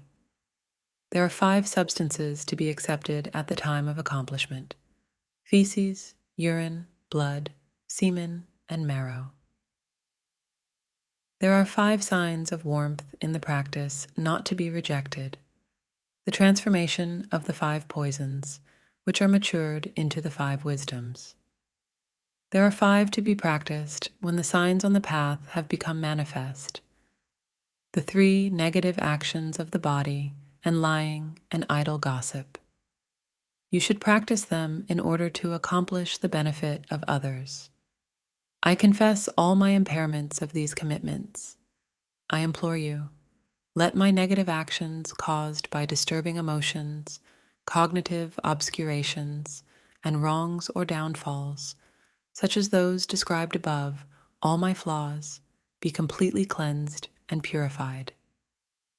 By confessing and making a resolution in this way, with all 4 powers complete, Vajrasattva is pleased and smiling, says, Son, daughter of an enlightened family, your negative actions, obscurations, wrongdoing, and downfalls are all purified. Granting his forgiveness, he melts into light and dissolves into you. Through this, you too become Vajrasattva, appearing yet empty, like a reflection in a mirror. At your heart, upon a full moon, is hum, around which the 4 brilliantly radiant syllables, Om Vajra Satva, emanate rays of 5 colored light. Offering goddesses appear at the tip of each ray of light, holding boundless offering substances, such as the 8 auspicious symbols, in their hands. They offer these to the Buddhas and Bodhisattvas of the 10 directions, who are pleased and send back their blessings and siddhis in the form of 5 colored rays of light which dissolve into you. Light rays emanate from the mantramala once again, transforming the outer environment into the pure land of abhirati, manifest joy, and causing all beings to take on the nature of Vajrasattva's enlightened body, speech, and mind. With this in mind, recite the mantra. At the end of the session, the outer environment dissolves into the bodies of the Vajrasattvas within it. All their bodies dissolve into you. You melt into light, which is absorbed into the mantra mala. The mantra mala dissolves into the hum. The hum then gradually dissolves, beginning with the shyabkyu, the vowel sign, and you rest in the state of shunyata. Then, in a single instant, you visualize the environment and beings as the pure realm and Vajrasattvas once again, and dedicate the merit and make aspirations. When you practice visualization and recitation like this, it is vital not to interrupt the recitation with ordinary speech, and not to allow the mind to become distracted. As the Tantras tell us, if you lack samadhi meditation, you are just like a stone in the ocean's depths. You might recite the mantra for eons, but still there will be no result. Nevertheless, if you can do the practice with the attitude of bodhicitta and with the 4 powers complete, then you will purify even serious harmful actions. As Santideva said, like the inferno at the end of time, instantly it will burn away harmful deeds. D. Offering the mandala. Your practice should be embraced by the points of good in the beginning, good in the main part, and good at the conclusion. If you are accumulating the practice and you have an accomplishment mandala, anoint it with bajang and scented water, and, having arranged 5 piles of gems, medicines, or rice on top of it, place it on your shrine. If you do not have an accomplishment mandala, visualize the field of merit as before. The material of the offering mandala plate should suit your resources. Precious metal is best. Other metals, such as bell metal, are the next best, while materials like stone or wood may be used as a last resort. Precious stones make the best offering substances. Medicines are the next best. And at worst, you could use grains, such as barley or rice, when cleaned and washed with scented water. Wipe the mandala clean again and again, and anoint it with scented water and bajang. Then offer the 37-point mandala, as it is generally done. In this particular context, we offer what is known as the Trikaya mandala. Om, Ah, and Hum were explained earlier. I, Nirmanakaya. The 4 continents, Mount Meru, and the god realms up to the abode of Brahma constitute a single realm. Multiplying this realm by 1,000, you arrive at what is called a first-order universe of 1,000 worlds. Multiplying this universe by 1,000, you arrive at an intermediate universe of 1,000 times 1,000 worlds. If you then multiply the intermediate universe 1,000 times, you will have what is called a billion-fold universe, which is 100 times 10 million worlds. This billion-fold universe is filled with the 7 precious gems and all the wealth of gods, nagas, and human beings, both riches that are owned and natural riches possessed by no one. Visualize the whole universe filled with precious gems and so on, and then consider also your own body, possessions and sources of merit, the 3 bases of self-clinging, and offer them all continually and in their entirety. Pray that, as a result, you may turn the wheel of the Dharma, just as Buddha Shakyamuni did. Taisambhogakaya. The inconceivable paradise of the Sambhogakaya is the highest heaven because it is above the Nirmanakaya realms, and it is also a place of great bliss, because bliss and emptiness are indivisible within the minds of beings who dwell there. It is known as Tukpo Kopa, densely arrayed, because it is beyond measure, and it is perfect with the 5 certainties. The certain place is this pure realm of Ganavyuha, or Tukpo Kopa. The certain teachers are the Buddhas of the 5 families. The certain teaching is the Mahayana, or that which is beyond words. The certain audience is made up of 10th Bhumi Bodhisattvas, and the certain time is the perpetually turning wheel of eternity. Visualize this mandala of the Buddhas of the 5 families, and then consider that countless offering goddesses, such as the goddess of beauty and so on, manifest within it. The entire space becomes filled with inconceivably vast clouds of offerings of every variety of sensual and emotional stimulants. Pray that through this offering, you may enjoy the perfection of the Sambhogakaya fields, 3. Dharmakaya, where all appearance and existence are completely pure, signifies that there is no falling into the fixed view that the whole outer and inner universe, the environment and beings, are solid and real. Instead, everything is vast, expansive, and profoundly spacious. Since the essence of the Dharmakaya is beyond birth and death, it is described as youthful, and since there is a clarity that comes from its knowing aspect, it is called the Vas body. When this wisdom mind of the Dharmakaya is taken as the base of the mandala, then the ornaments of the Dharmakaya are all the rising thoughts. These rising thoughts manifest from the dynamic energy and play of Dharmata emptiness and unceasing compassion, which are unstained by disturbing emotions. All clinging to the perception of kayas and tikles, which can occur from the stage of increase of experience, the second of the 4 visions of Togol, until awareness reaching full maturity, the 3rd vision, is naturally liberated. Pray that through this offering, with its piles representing the dynamic energy of the Dharmakaya, you may attain the level of the Dharmakaya and enjoy the freedom of the Dharmakaya reality. E. The Kusali's accumulation. The word Kusali means beggar. Hermits and renunciants who lack any other possessions make offerings of their own bodies. We cherish our bodies more than any of our other belongings, so the benefits of making them into an offering are also greater.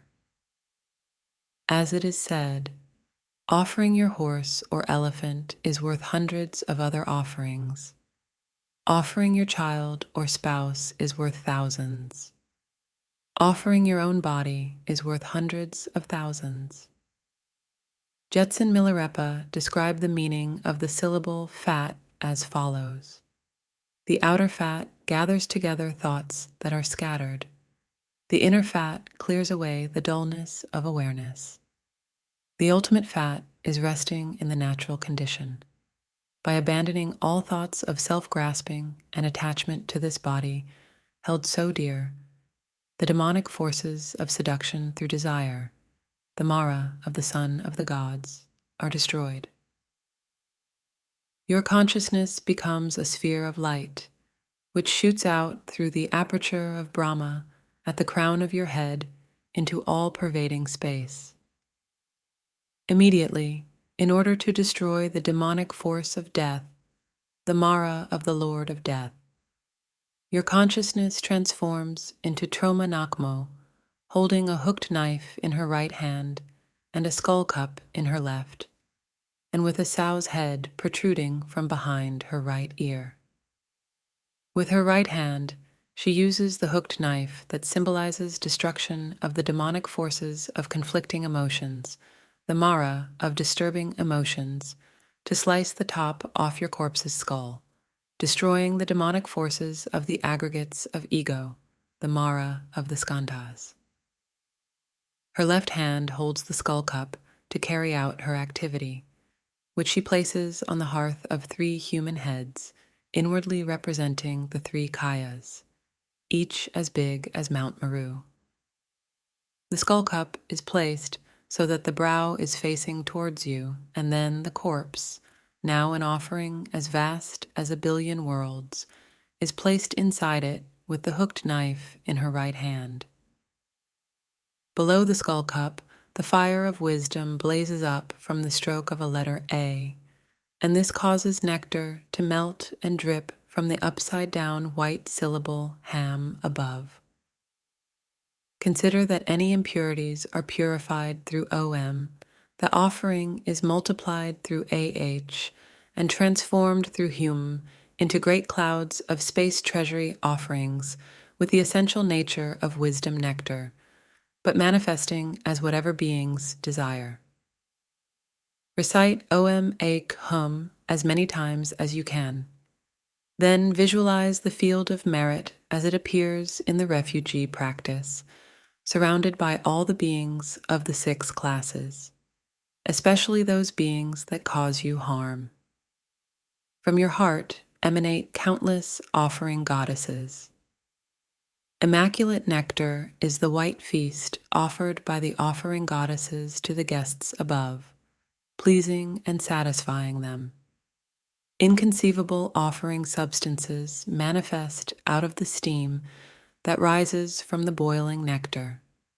The 5 offerings such as flowers, the 5 sensual pleasures such as visible forms, the 8 auspicious symbols, the 7 emblems of royalty, and the 5 meats and 5 nectars. This is the variegated feast, and offering it pleases the guests, whereby the 2 accumulations of merit and wisdom are accumulated, and, as the attainment of the Supreme City, your mind is perfected in the 2 types of bodhicitta. You also attain the ordinary accomplishments of long life, increased merit, and so on. For the guests below, the beings of the 6 classes of samsara, the dakinis take the nectar from the skull cup and scatter it so that it falls from the sky like rain. Consider that all sentient beings receive some of the nectar to drink and are satisfied. As the variegated feast, consider that whatever the beings of the 6 classes desire rains down on them, and through this they are pleased and satisfied. The creditors to whom you owe karmic debts that shorten your life because you have killed, that plague you with sickness because you have attacked and beaten others, and that make you poor because you have stolen, receive whatever they desire: food, clothes, houses, land, and so on. As they enjoy these offerings, consider that all your debts are repaid. In particular, think of the Jungpo demons of the 80,000 classes, who create obstacles for you and cause harm to sentient beings, together with the lame, the blind, the deaf, and the mute, who gather in the hope of receiving the leftovers. To all the harmful influences and obstructing forces that crave flesh and blood, dedicate a mountain of flesh, an ocean of blood, and a mass of bones piled up like the banks of a river, imagining it all to be like the flesh and blood of a 7th birth Brahmin. Consider that it satisfies them physically, and they develop the attitude of bodhicitta in their minds. Then the remaining guests all receive and enjoy whatever they desire, such as food or clothing. The lame receive the limbs of miraculous powers. The blind obtain the eyes of wisdom. The deaf hear immaculate sounds. The mute receive the tongue of intelligence, and so on. In this way, all those who are weak and underprivileged are satisfied. Through the merit and virtue of this, all illnesses that plague the body, all conflicting emotions that disturb the mind, and all destructive influences and obstacles are pacified into all-pervading space. Harmful circumstances that conflict with the Dharma, all selfish clinging to wealth and possessions, and thoughts of self-grasping are exploded. Finally, the offering of the body and the mind that offers, together with all the guests to whom the offerings are made, dissolve into the nature of Dzogpa, the fundamental nature of your mind, in which they are no longer clung to as being true, but seen as illusory and dreamlike. This is the state of shunyata. Resting in this great simplicity, seal the practice into the Dharmadhatu sphere of intrinsic reality with the syllable AH. Unless you exert yourself in gathering the accumulations and purifying your obscurations through practices such as this, meditative experience and realization will never arise. The Treasury of Songs of Realization, Dohas, says, ultimate co-emergent wisdom can only come from gathering the accumulations and purifying obscurations, and through the blessings of a realized master. It would be foolish to rely on any other method. F. Guru Yoga. Within Guru Yoga, the practice that brings swift blessings, there are 3 sections. I. Visualization of the field of merit. Emaho is an expression of wonder and amazement. What is so wonderful and amazing? Guru Rinpoche, the precious master of Orgyen, was not stained by an ordinary birth, but was born miraculously in the Milky Lake in the northwest of Odiyana.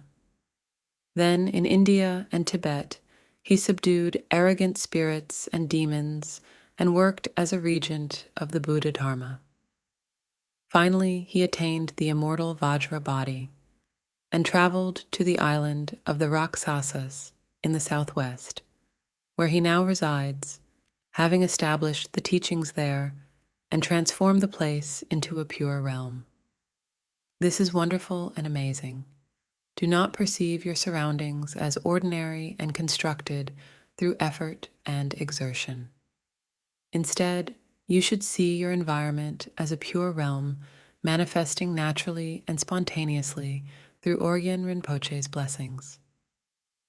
Although this is generally said to be a Nirmanakaya realm for taming beings, for someone who has extraordinary perception, this is a realm of infinite purity, a heaven of the Dharmakaya, Sambhogakaya, and Nirmanakaya.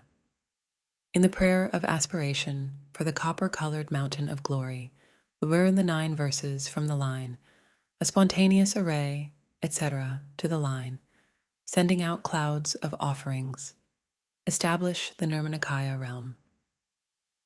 Then the verse beginning, above lies the limitless palace of the Sambhogakaya, establishes the Sambhogakaya realm. Then the verse that begins, above in the joyful pure land of the Dharmakaya, establishes the Dharmakaya. So this 3-kaya realm, arrayed in complete and perfect detail, is the glorious copper-colored mountain. And here, in the very center of a palace, is your own body, manifesting with the essential nature of Yeshe Tsogyal, but the form of Vajrayogini. She has 1 face and 2 hands, and her body is a bright, blazing red. If you are following the commentary of Jamyang Khyentse Wangpo, she holds a hooked knife in the right hand and a skull cup full of blood in the left. According to Patrul Rinpoche's commentary, she is playing a skull drum with her right hand, whilst her left hand holds a hooked knife against her hip. She is standing with her 2 feet gracefully poised, the left leg slightly drawn in, and she is wearing silk and bone ornaments. Her 3 eyes gaze into the sky in devotion. In the sky, directly above the crown of your head, according to Patrul Rinpoche's commentary, or in the space level with the top of your head and facing you, according to Jamyang Khyentse Wangpo, seated upon sun and moon disk seats, and a multicolored lotus with 1,000 petals, is the embodiment of all sources of refuge, inseparable from your own root master, in the form of the Nirmanakaya, lake-born Vajra. His complexion is white with a tinge of red, and he has the youthful appearance of an 8-year-old child. He is wearing the dark blue gown of a mantra practitioner, the red and yellow shawl of a monk, the maroon cloak of a king, and the red robe and secret white garments of a bodhisattva. He has one face and 2 hands, and he is seated in royal poise.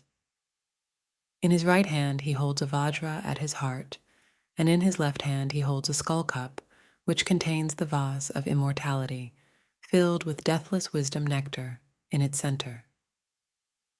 On his head he wears a 5-petaled lotus hat, which has 3 points symbolizing the 3 kayas, 5 colors symbolizing the 5 kayas, a sun and moon symbolizing skillful means and wisdom, a vajra top to symbolize unshakable samadhi, and a vulture's feather to represent the realization of the highest view.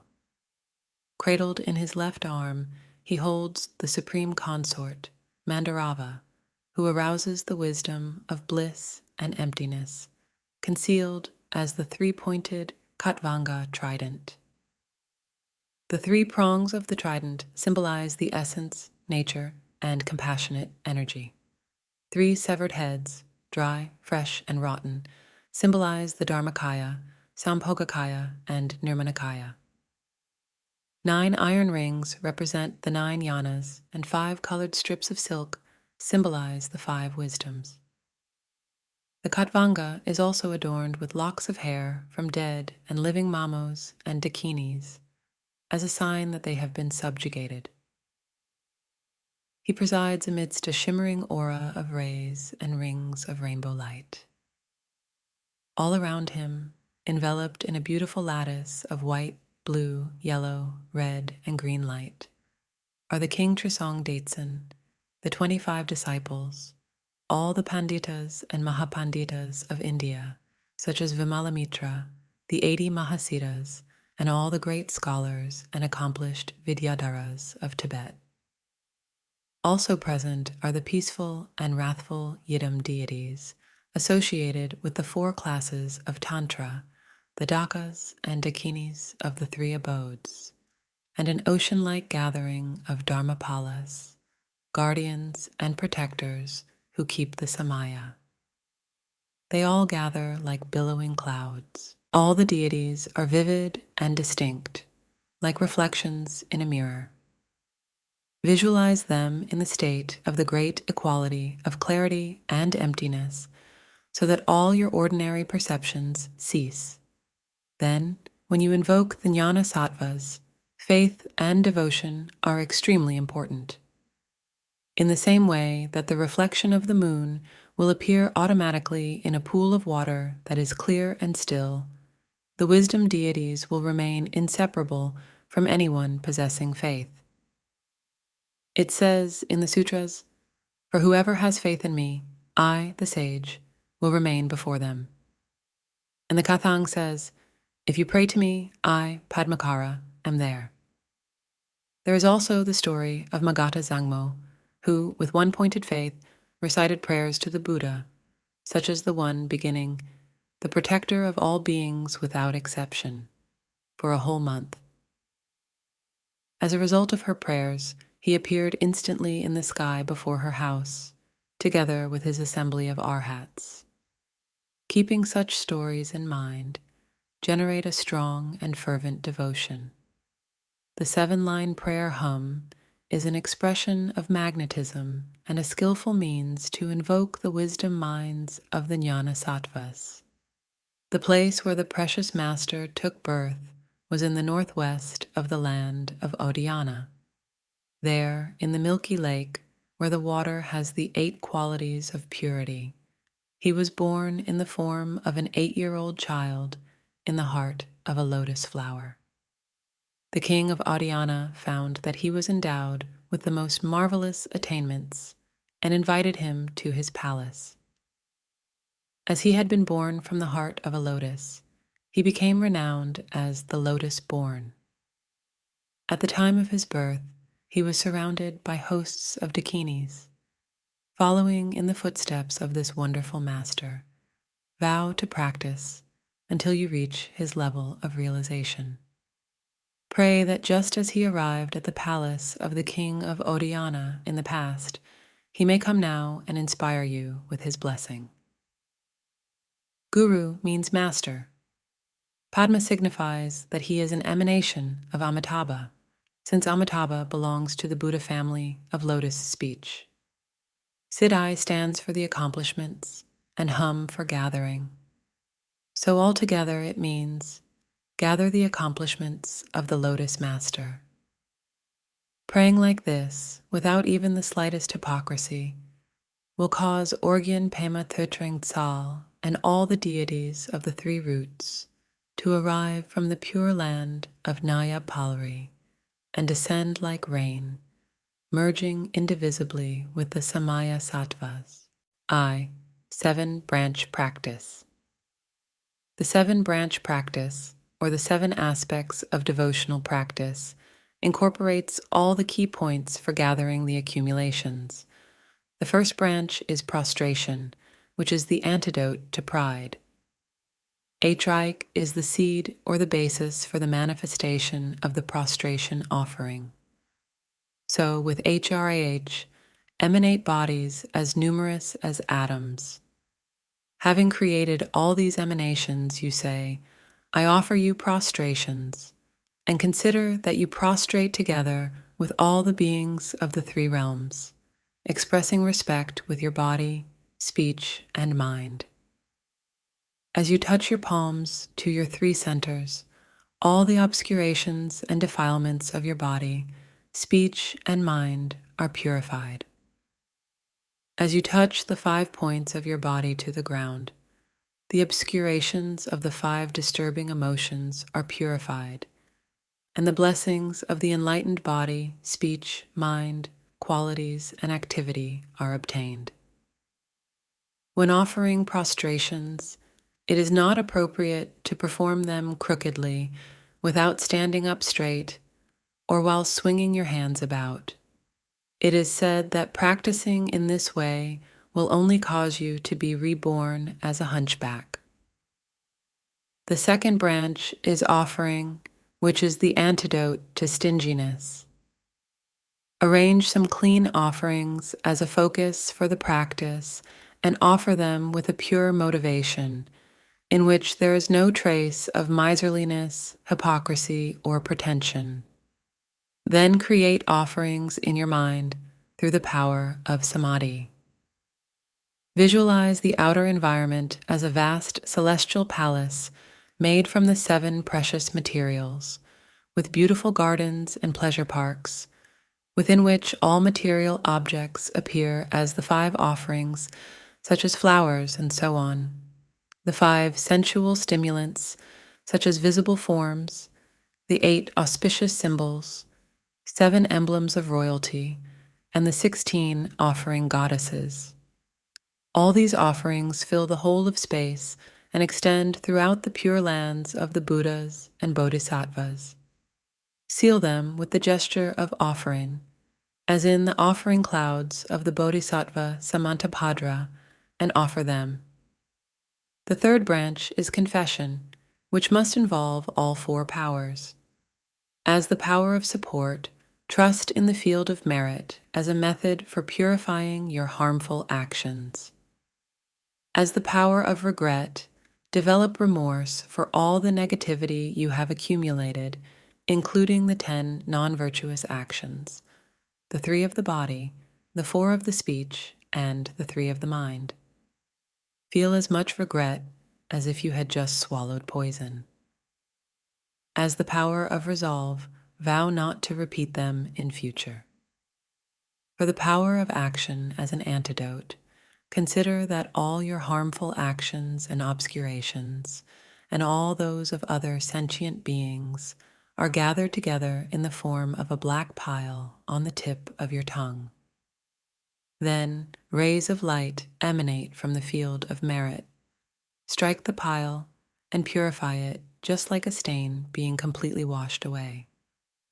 Ultimately, the way to confess and purify is by resting in the luminosity of the Dharmakaya nature of mind, without grasping at the three spheres of subject, object, and activity as being true or real. The fourth branch is rejoicing, which is the antidote to envy.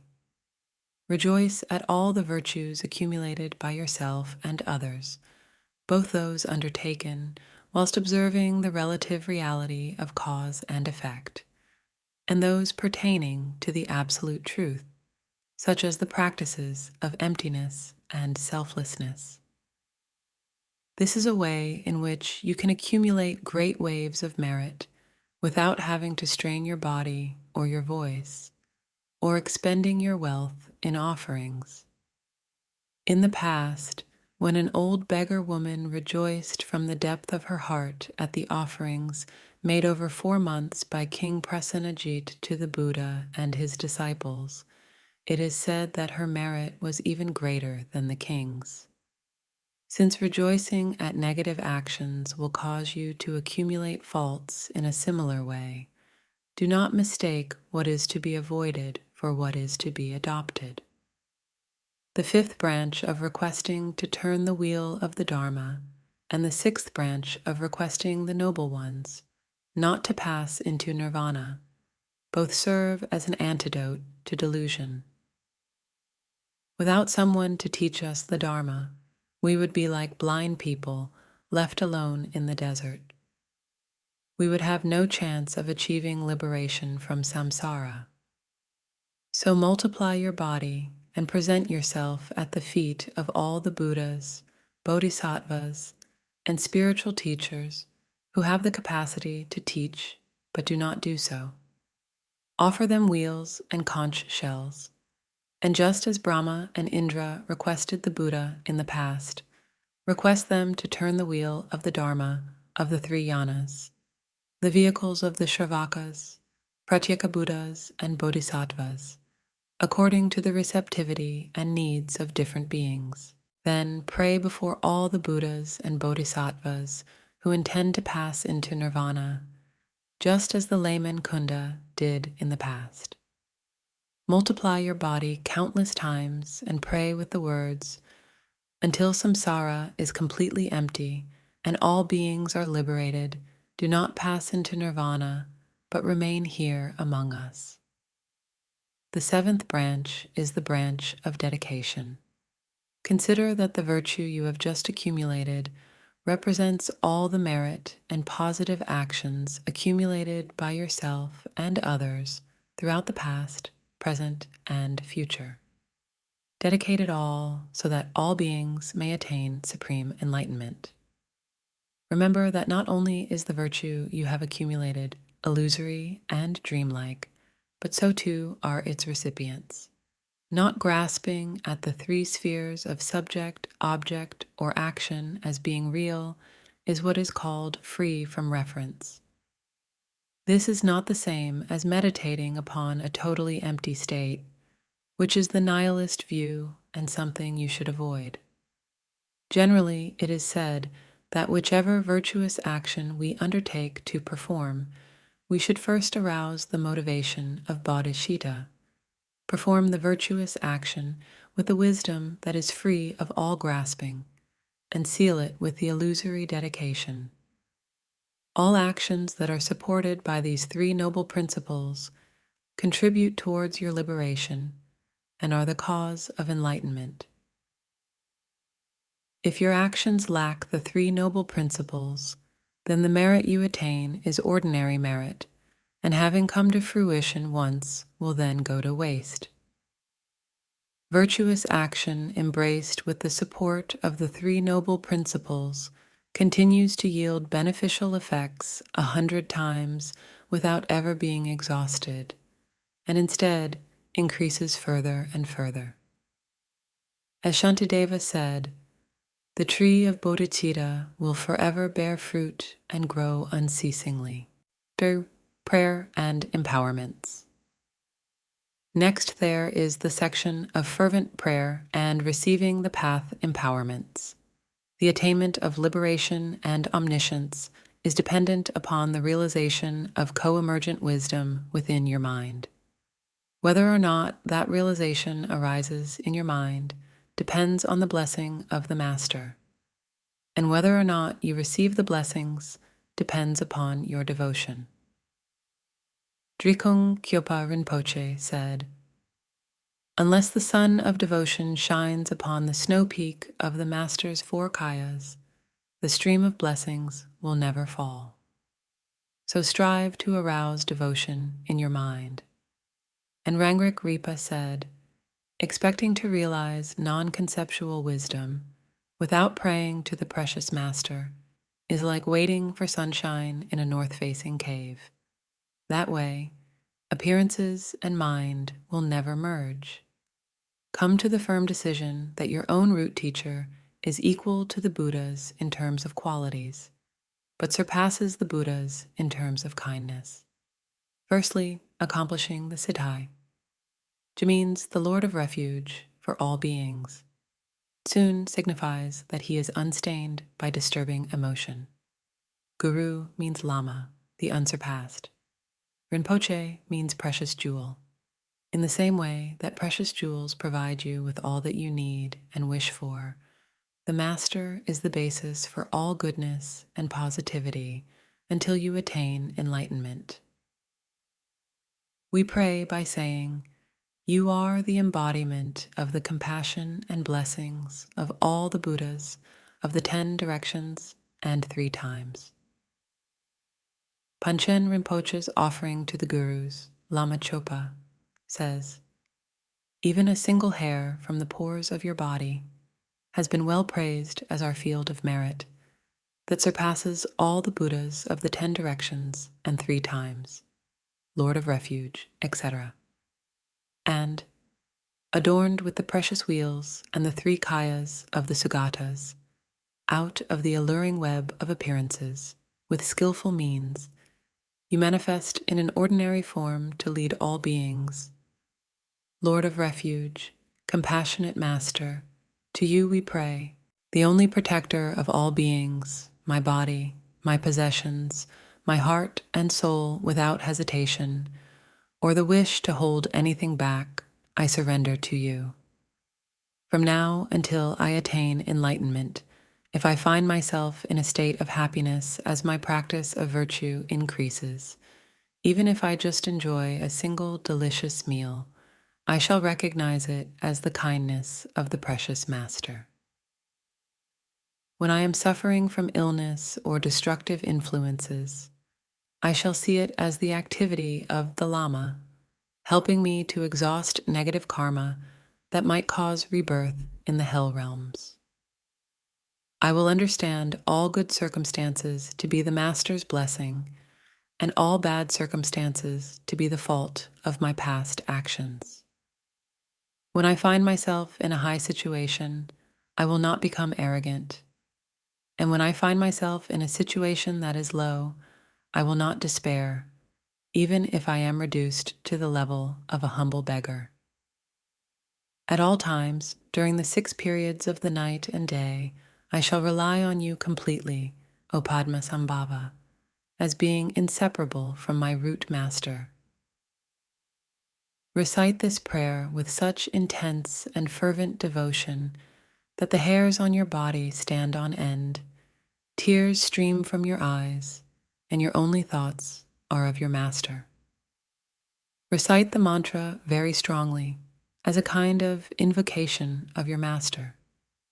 Then recite the prayer once again and continue to recite the mantra as a practice of approach. Next is invoking the accomplishments.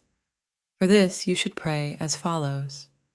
I have no one else to turn to, no one to rely on but you, precious Master. In these evil times, beings of the Kali Yuga like myself are sinking in a swamp of intense and unbearable suffering. We are plagued by outer sufferings, such as illness, destructive influences, hostile enemies, and thieves, and by internal suffering caused by the 5 disturbing emotions. It is as if we are caught between the jaws of a poisonous sea serpent. Free us from all this, O great Guru. Bestow the 4 empowerments to mature our body, speech, and mind, O Blessed One. Direct your realization and experience into our minds, O Compassionate One. Purify our emotional and cognitive obscurations, O Powerful One. You who have liberated your own being through your realization and have the capacity to liberate the minds of others out of compassion, care for me. Pray like this and then recite the mantra as the practice of approach. The mantra begins with the syllables Om, Ah, and Hum, which are the seeds of the 3 Vajras of the body, speech, and mind. Vajra signifies the Dharmakaya, which is endowed with the 7 Vajra qualities. Guru signifies the Sambhogakaya, which is endowed with unsurpassable qualities. Padma represents the Nirmanakaya, since the radiant awareness of the wisdom of discernment arises as the family of lotus speech. Consider that through the power of praying from a state of recognizing the inseparability of the 3 kayas, all the supreme and ordinary accomplishments, siddhi, are obtained as you say, hum, and think, grant them to me. You can recite the mantra while keeping this in mind, or alternatively, you can consider that Vajra is the essence of the Vajra family. Guru is the essence of the Ratna family. Padma is the essence of the Padma family. Siddhi is the essence of the Karma family, and Hum the essence of the Tathagata family. As you recite the mantra, train in perceiving the outer environment as the pure realm of lotus light, and all the beings within it as deities of the 3 roots. Allow any thoughts that arise within your mind to liberate themselves without leaving any trace behind, just like a bird flying through the sky. Next, before receiving the empowerments, we come to the prayer to the root and lineage masters. Here, Emaho signifies that this prayer to Samantabhadra and the other masters is wonderful. The heavenly realm of the Dharmakaya is free from any limits and is not restricted to any particular direction. It is immeasurable and pervades throughout the whole of space. It is here that the primordial Buddha, the Dharmakaya Samantabhadra, resides. His wisdom play, like the reflection of the moon in water, is the Sambhogakaya Vajrasattva.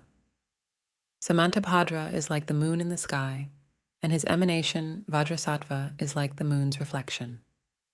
Perfect, with all major and minor marks and Buddha qualities, is the Nirmanakaya Garab Dorje, the emanation of Vajrasattva. Pray to them all, saying, grant me your blessings and liberating empowerments. Shri Simha is a master of the treasure of the ultimate Dharma. Manjushrimitra is a universal ruler of the teachings of the 9 yanas, the Vinaya, Sutras, and Abhidharma, the Kriya, Karya, and Yoga Tantras, and the teachings of Mahayoga, Anuyoga, and Atiyoga. Pray to them and to Jnana Sutra and the great Pandita Vimalamitra with the words, show me the way to make my mind free. Grant me the essential instructions and show me the path of liberation. Padmasambhava is the sole ornament of this world of ours, because his power and his kindness are immeasurable. His supreme heart disciples are the king Trisong Detsen, the subject Vairotsana, and the companion Yeshe Tsogyal. Longshen Rabjam Draim Ozer revealed a vast ocean of the precious master's wisdom mind treasures. Jigme Lingpa was entrusted with all the teachings of the mind direct, sign, and word-of-mouth lineages, but especially with the space treasury of the Dakinis. Pray to them all, saying, grant me the fruition of the essential instructions, and immediately grant me the siddhi of liberating my mind. Jigme Lingpa's wisdom, compassionate love, and spiritual power are like a great and glorious ocean. Through the three kinds of faith, Jigme Trinle Ozer forged a channel to these qualities in Jigme Lingpa's wisdom mind, as if he was drawing water from the ocean to establish a reservoir on its shores. As he did so, his own wisdom mind was also filled. This process could also be compared to making a tiasetsa from a mold. In turn, just as a field is irrigated by drawing water from a reservoir, Jigme Trinle Ozer Palbar saturated the minds of his fortunate disciples with the qualities that had arisen in his own wisdom mind. This is how he brought them to maturity. Pray to him, saying, "May my faith and Samaya commitment never fail, but go on increasing." If you are really practicing the teachings genuinely, you should have true renunciation for samsaric existence and the wish to attain liberation. Consider all that you have experienced in the course of your lifetimes without beginning, so that you become disgusted, like somebody with a liver complaint seeing a plate of greasy food. You should rely upon your Vajra Lama, the ultimate master whose mind is emptiness and compassion, and who accomplishes the benefit of self and others, cherishing him as though he were your very eyes. Follow his instructions to the letter, and take to heart the profound practices he gives, not just now and then, but with diligent and constant application. Practice with unflagging diligence for as long as you live. Pray that you may become worthy of the transmission of his profound wisdom mind, so that your realization becomes indivisible from his. Recognize with certainty that all appearances, samsara and nirvana, from the very beginning, are the akanistha pure realm of lotus light. All perceptions of visible forms and material objects are perfected into Buddha forms. All sounds, whether pleasant or unpleasant, are purified into mantra, and all rising thoughts are matured into the clear light state of Dharmakaya reality. Once the meaning of shunyata has been actualized, there is no longer any effort to abandon what is negative and adopt what is positive. There is no longer any grasping at things as being real. All that you see, good or bad, all that you hear and all that you think arises out of the state of emptiness and is purified back into the state of emptiness, just like a bird flying through the sky without leaving any trace behind. This is the perfection that we call the Great Perfection, or Jogpachenpo. The Prajnaparamita says, "Form is without any true nature, and whatever lacks true nature is inexpressible. And forms are dreamlike and illusory. And form is empty of form. Sound is empty of sound. And so on until omniscience is empty of omniscience." There is not a single phenomenon belonging to samsara or nirvana, from visible form through to omniscience, which is beyond the nature of this great perfection or great emptiness. This ultimate meaning is Rijpia's self-radiance beyond the experiences of shamatha, or the thinking and mental analysis of vipassana. Pray that you may see this naked dharmata reality, like the sun free of clouds, with the wisdom of discriminating awareness. The Sublime Continuum says, "The inner identity of the Dharmakaya is seen with the eyes of wisdom." From the perspective of the various paths, this stage corresponds to the path of seeing. It is the first among the Bodhisattva Bhumis, and the first of the four visions of Togol, the direct experience of Dharmata. Then, when you train in the practice of Togol, material reality can evaporate into rainbow experience, and the kayas and tikles can be experienced as the radiance and dynamic energy of Rigpa. This equates to the lesser and middle stages of the path of cultivation, from the second to the seventh Bhumi, and the second vision of Togol, which is known as increased experience. After that, you will arrive at the third vision. Here, Rigpa's strength is enhanced, maturing into the fullness of Sambhogakaya perfection.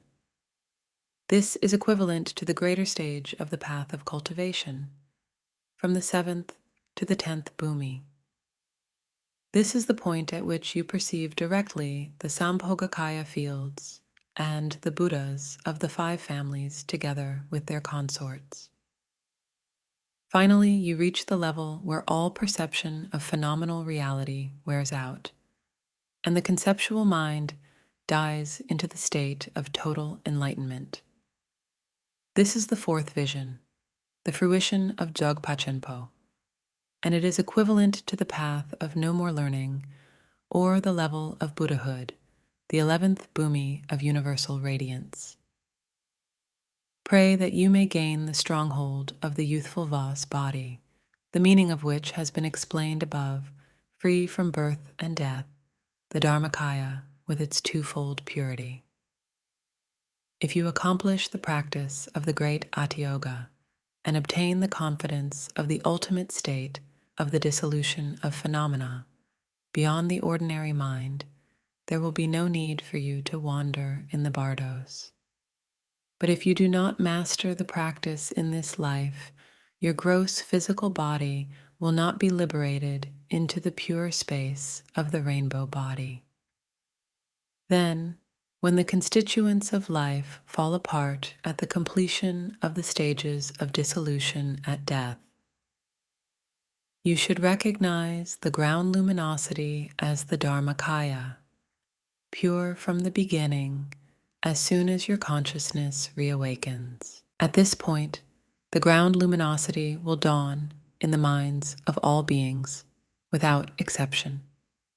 The only difference will be in terms of how long it appears for and whether or not it is recognized.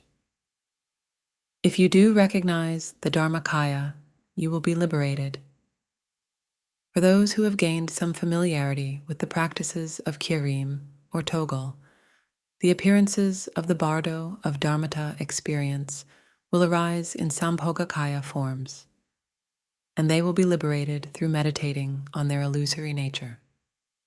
On the path of Trekcho, all the rigidity of minds clinging to an I where there is no I, and a self where there is no self, is cut through with Madhyamaka Prasangika reasoning and the resulting conviction that an I or a self does not exist.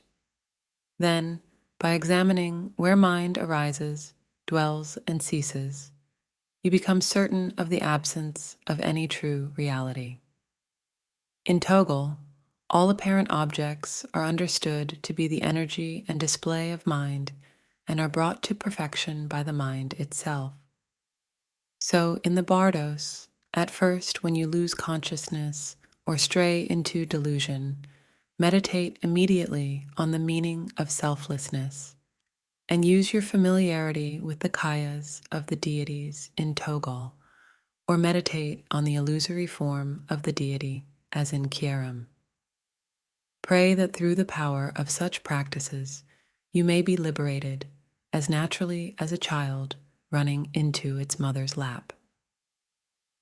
In this great secret Mantrayana path of luminosity, Dzogpa Chenpo, the summit of all, enlightenment is to be sought nowhere but in the Dharmakaya face of your own mind through relying upon the instructions of Ati-yoga. Yet if you are not liberated into the primordial state by actualizing this, then there are the 5 practices of enlightenment without meditating for a long time. Liberation through tasting the samaya substances, through takdrol, through contact with the karma mudra, through seeing the chakras, and through hearing and remembering the phawa. Pray that you may be born into the Nirmanakaya realms of the 5 Buddha families, such as Duwachen, through practicing the phawa method of enlightenment without meditation. And pray especially that you may take birth in the palace of lotus light, the Zangdok Palri heaven of Guru Rinpoche. Pray that you may take birth in the presence of the Lord of Orient himself, chief of the ocean of Vidyadhara masters, while he is celebrating the feast of the great secret mantra Dharma, and that you may become his favorite son or daughter. And pray that, having taken birth there, you may traverse the 4 levels of Avidyadhara and reach the level of Samantabhadra, then emanating Nirmanakaya forms to take on the task of helping limitless beings. May you bring benefit and happiness to them all. Pray that through the inspiration and blessing of the ocean of victorious Vidyadharas, and by the truth of the infinite Dharmadhatu beyond conception, and with this free and well-favored human form, you may actualize the auspicious interconnection of perfecting the activity of the Buddhas and Bodhisattvas, ripening the minds of sentient beings, and purifying the whole outer and inner world into pure lands, and attain the state of Buddhahood. Take this practice to heart by combining your prayers of aspiration with actual mind training. Receiving empowerments. Next is the receiving of the path empowerments. All the surrounding deities dissolve into the root master. Consider that he is the embodiment of all sources of refuge, and practice from a state of intense devotion and longing. In the Guru's forehead is the letter OM, radiant and shimmering like moonlight. From it, rays of light stream out and enter your forehead. The 3 negative actions of the body and blockages of the channels are purified. The blessing of the unchanging Vajra body of the Buddhas infuses you. The Vas empowerment is obtained, and you become a receptive vessel for the deity visualization practice of Kirim. The seed is sown for becoming a completely matured Vidyadhara, whose mind is matured into the Dharmakaya while maintaining an ordinary body. The potential or seed for obtaining the level of Nirmanakaya is implanted within you. At his throat is the letter AH, blazing like a ruby. From it, rays of light streak out and enter your throat. The 4 negative actions of the speech and blockages of the inner air are purified. The blessing of the unceasing Vajra speech of the Buddhas enters you. The secret empowerment is obtained, and you become a receptive vessel for mantra recitation practice. The seed of the Vidyadhara with power over life is sown. The potential for obtaining the level of the Sambhogakaya is implanted within you. At his heart, from the letter Hum, sky-colored rays of light pour out and plunge into your heart. The 3 kinds of negative activity committed through the mind and blockages of the tightly of clinging to reality are purified. The blessing of the undiluted Vajra mind of all the Buddhas is instilled in you. The knowledge-wisdom empowerment is obtained, and you become a receptive vessel for the Kundali practice of bliss and emptiness, known as TSA Lung and Tummo. The seed is sown for becoming a Mahamudra Vidyadhara, whose body is transformed into the form of the Yidam, and whose mind is inseparable from the wisdom mind of the deity. The potential for obtaining the level of Dharmakaya is implanted within you. Again, from Hum in his heart, a second letter, Hum, bursts out like a shooting star and merges, indistinguishably, one with your own mind. The karma of the ground of all, cognitive obscurations, and all the subtle disturbing emotions are purified. The blessing of the spontaneously arising Vajra wisdom, the unchanging luminosity, pervades you. You obtain the empowerment of the absolute truth, symbolized by the word, through which the inexpressible meaning is communicated using a crystal, a mirror, or a gesture. You become a receptive vessel for meditation on the meaning of Trekcho and the primordial purity of Dzogpa Chenpo. The seed is sown for becoming a spontaneously accomplishing Vidyadhara, who spontaneously accomplishes the benefit of self and others. The potential for the Svabhavika, the final fruition, is implanted within you. When your life is at an end, at the moment of death, your whole perception should be the heaven of Ngaya Bling or Kamara, which is one of the 8 subcontinents, and is also renowned as the island of Raksasa demons. It is here that the Master Padmasambhava presently resides. Having miraculously liberated the king of the Raksasas, transferred his consciousness to a pure realm, and entered his body. He subdues the demons there through a variety of peaceful and wrathful methods and establishes them in the Dharma. In the center of that field of lotus light and the glorious copper-colored mountain, the Nirmanakaya pure land of indivisible appearance and emptiness, created through self-arisen wisdom, visualize your own body as Vajrayogini in the palace that was described above. You are transformed into a radiant, shimmering sphere of light, which dissolves into the heart of Guru Rinpoche above your head, and merging, inseparable, with Padmasambhava, you attain Buddhahood. Then, from the play of vast primordial wisdom, which is the miraculous manifestation of bliss and emptiness, or compassion and emptiness, for every single being in the 3 realms, you will emanate as their true guide to lead them to liberation. Pray to Jetsun Pema so that he might grant this prayer. Say the following: I pray to you from the bottom of my heart. It's not just words or empty mouthings. Grant your blessings from the depth of your wisdom mind, and cause all my good aspirations that accord with the Dharma to be fulfilled. Visualize yourself clearly as Vajrayogini. From the heart center of the Lama, a beam of light, red and warm, suddenly bursts out and touches your heart. Instantaneously, you are transformed into a sphere of red light the size of a pea, which shoots up towards Padmasambhava like a spark that spits from the fire. It dissolves into Guru Rinpoche's heart, merges and becomes one with him. One taste. Visualize this and then rest in the inexpressible state beyond any reference or focus.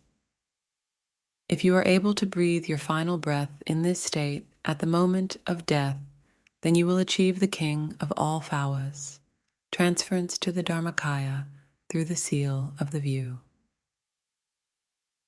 If you would like to practice any of the other methods of Phawa, this is the time to do so. Then, as soon as you rise from the state of meditative equipoise, visualize your own body and environment as before, and recite the prayers that follow. According to Jamyang Khyentse's commentary, the prayer beginning, Glorious Sawe Lama, Precious One, should continue with, Dwell on the lotus seat on the crown of my head. Most versions of the text, however, give the line as, Dwell on the lotus seat in the depth of my heart. According to a Mengak from the instructions on Phawa, you can visualize the Master in your heart, inseparable from Amitayus. But aside from providing a support for long life practice, I don't think there is too much difference between these 2 versions. The prayer continues, Look upon me with the grace of your great compassion. Grant me the attainments of body, speech, and mind, and make my mind one with your wisdom mind. Towards the lifestyle and activity of the Lama, may wrong view not arise for even an instant, and may I see whatever he does, whether it seems to be in accordance with the Dharma or not, as a teaching for me. In this respect, you should remember the story of Captain Compassionate Heart, killing black spearmen, and Brahmin lover of the stars, forsaking his vow of chastity for the Brahmin girl. Through such devotion, may his blessing inspire and fill my mind. In all my lives, from now until I attain enlightenment, may I never be separated from the perfect Lama.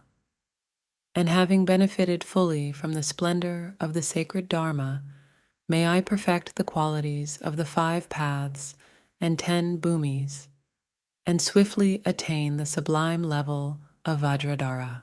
Through the power of the merit of this practice I have done today, may all beings completely accumulate the causal accumulation of merit and the resultant accumulation of wisdom. And from this merit and wisdom may they obtain the Dharmakaya for the benefit of self and the Rupakaya for the benefit of others. Moreover, through all the merit that I and other beings have, whatever beneficial actions we have done in the past, will do in the future, and are doing now in the present, may all beings attain the stage of perfection. May they attain the realization of a Buddha, the profound wisdom of emptiness beyond the 2 extremes of eternalism and nihilism. In order that they may swiftly reach this level of realization, I dedicate all the merit and virtue accumulated by myself and others. May it be the cause of all beings attaining the stages of perfection and full enlightenment. There are 2 types of dedication: the dedication free from any reference to the 3 conceptual spheres of subject, object, or activity, and the emulating dedication. The first of these was explained earlier in the context of the 7-branch practice. The second is as follows. Just as the Bodhisattva Manjushri knew how to dedicate and did dedicate towards the temporary benefit of all beings, as well as their ultimate happiness with the attainment of enlightenment, just as Samantabhadra did too, I shall train to follow in these Bodhisattvas' footsteps. I make a perfect dedication of all this merit towards the enlightenment of all beings, just as these Bodhisattvas did in the past. As all Buddhas, past, present, and future, praise the dedication for the sake of all beings attaining enlightenment as supreme, all my sources of merit I dedicate completely, so that all may perfect Samantabhadra's good actions and attain the state of Buddhahood. Special prayer. In all my lives, wherever I am born, may I obtain the 7 qualities of birth in higher realms: long life, freedom from ill health, a beautiful form, high birth, great riches, good fortune, and great wisdom.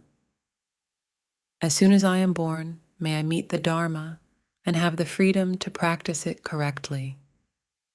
Then may I please the noble Lama and put the Dharma into action day and night. With confidence in the key points of the practice lineage and realization of the Dharma, may I practice the innermost meaning of emptiness and compassion until my mind is purified. May I cross the ocean of suffering existence in the very same life and secure my own well-being by attaining Buddhahood. Having attained enlightenment, may I teach the sacred Dharma to beings wandering in samsara, and never grow mentally weary or physically tired of working to help others.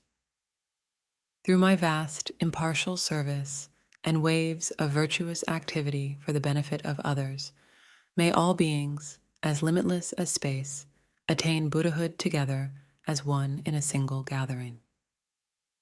And may samsara be emptied from its very depths. As you recite these words with your speech, be sure to focus your mind upon their meaning. In order to integrate the Guru Yoga practice into your daily life, visualize your master in the sky above your right shoulder as you walk, and consider that you are circumambulating him. While you are sitting down, consider that he is on the top of your head as a support for your prayers. Whenever you eat or drink something, visualize him at your throat and offer him the first portion. When you go to sleep, visualize the Master in your heart and merge your mind with his wisdom mind. In short, train your mind in devotion at all times and on all occasions by perceiving all forms, sounds, and rising thoughts as deity, mantra, and wisdom play, and by considering all that you perceive through your six senses to be the display of the Master's enlightened body, speech, and mind. The Siddha Mokshokpa said, "If Aksobhya Mikyopa is blue, then blue he is. If Avalokiteshvara is white, then white he is." As for me, I've never been separated from a perception of the Guru. And Jetsun Milarepa said, "When you grow weary of samsara, which is by nature suffering, there is no time to waste searching for fresh robes and towards the Master who embodies the Buddhas of the 3 times. There is no separation from a mind of yearning devotion. This is how you should practice.